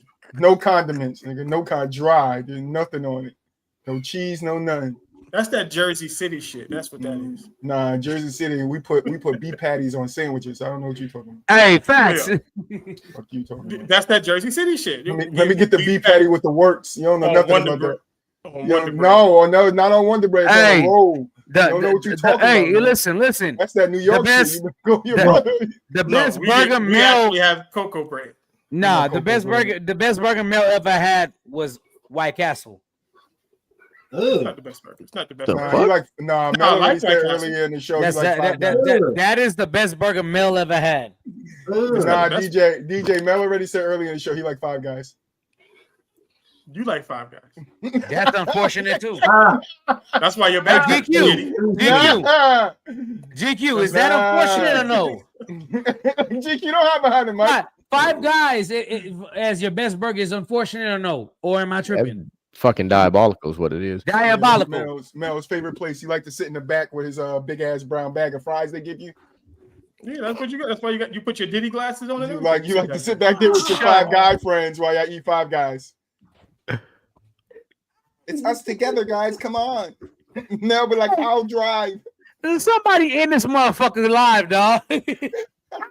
Just mute Troy. God damn. Mel started it, man. Oh shit. Y'all got Five Guys, red shirts, and hats on. Nigga, I was black. Fuck That's you. why I said Five Guys. I'm in green, so I know he ain't talking about me. me and Mel. I know. We talking about me and Mel. Ain't Y'all no gonna mother have a second rise clock Nah. where you talking about me. Because ain't no fucking way you talking about me. Oh, Y'all your look like y'all motherfucker. having a turf war between like fucking KFC and Pizza Hut. All right, but for everybody chicken and shit. watching, shout out to the fellas that came through, Troy GQ, DJ Michael B for coming through. But this will also be it's kind of a little taste of what we got cooking up on the back end, on what we are trying to get the team back together to do a collective show, so we can have some of these types of conversations. So, Yes, sir. And we could Mel. shout out to everybody, Janelle. It's my daughter, my fucking niece, Janelle. Whoa. Yeah, Demetrius, don't mind me. TD, everybody was on Facebook, everybody out there on Instagram, Facebook, TikTok. Look, we're gonna be at 1,000 subs by tomorrow morning if this video keep doing what it's doing. So we'll start going live on TikTok. Appreciate everybody for supporting the pod as well as the TikTok and all of our socials. You can find everybody on the show. I think everybody's handle is pretty much the same except for Troy. He just from the sidelines. All right. Any last words before we get up out of here? Thanks for DJ. letting me pop in and bother you, Mel. I missed this. I can't wait to get back to doing this. Hey, Mel, I got one thing to say. Okay. I brought Troy and GQ on here just to mess with y'all because I knew they was gonna fuck with me. I'm not gonna lie to you. Hey. And listen, going forward, we have all talked about it. And for the people that don't know yet in the group, if you can pop up on any show, that's what we want to get to now. Because when all of us pop up on the show together, whether it's sports, whether it's pop culture, this is what we do. It's going to be crazy. Y'all don't want to miss it. Make sure you're here from the sidelines. And this obviously is the best damn football show on the internet, period. Yes, sir. You heard it Y'all here, already know what it is, GQ. man. Yeah, man. I'll follow that up. Make sure you tune in to Basket next week.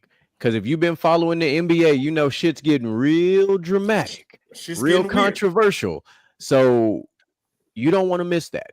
I'm hoping some of the guys on the screen can show up. There may or may not be some more pop-ups, depending on what's going on. But we don't want to put no viruses on nobody's screens. We got to be mindful of how we pop up. But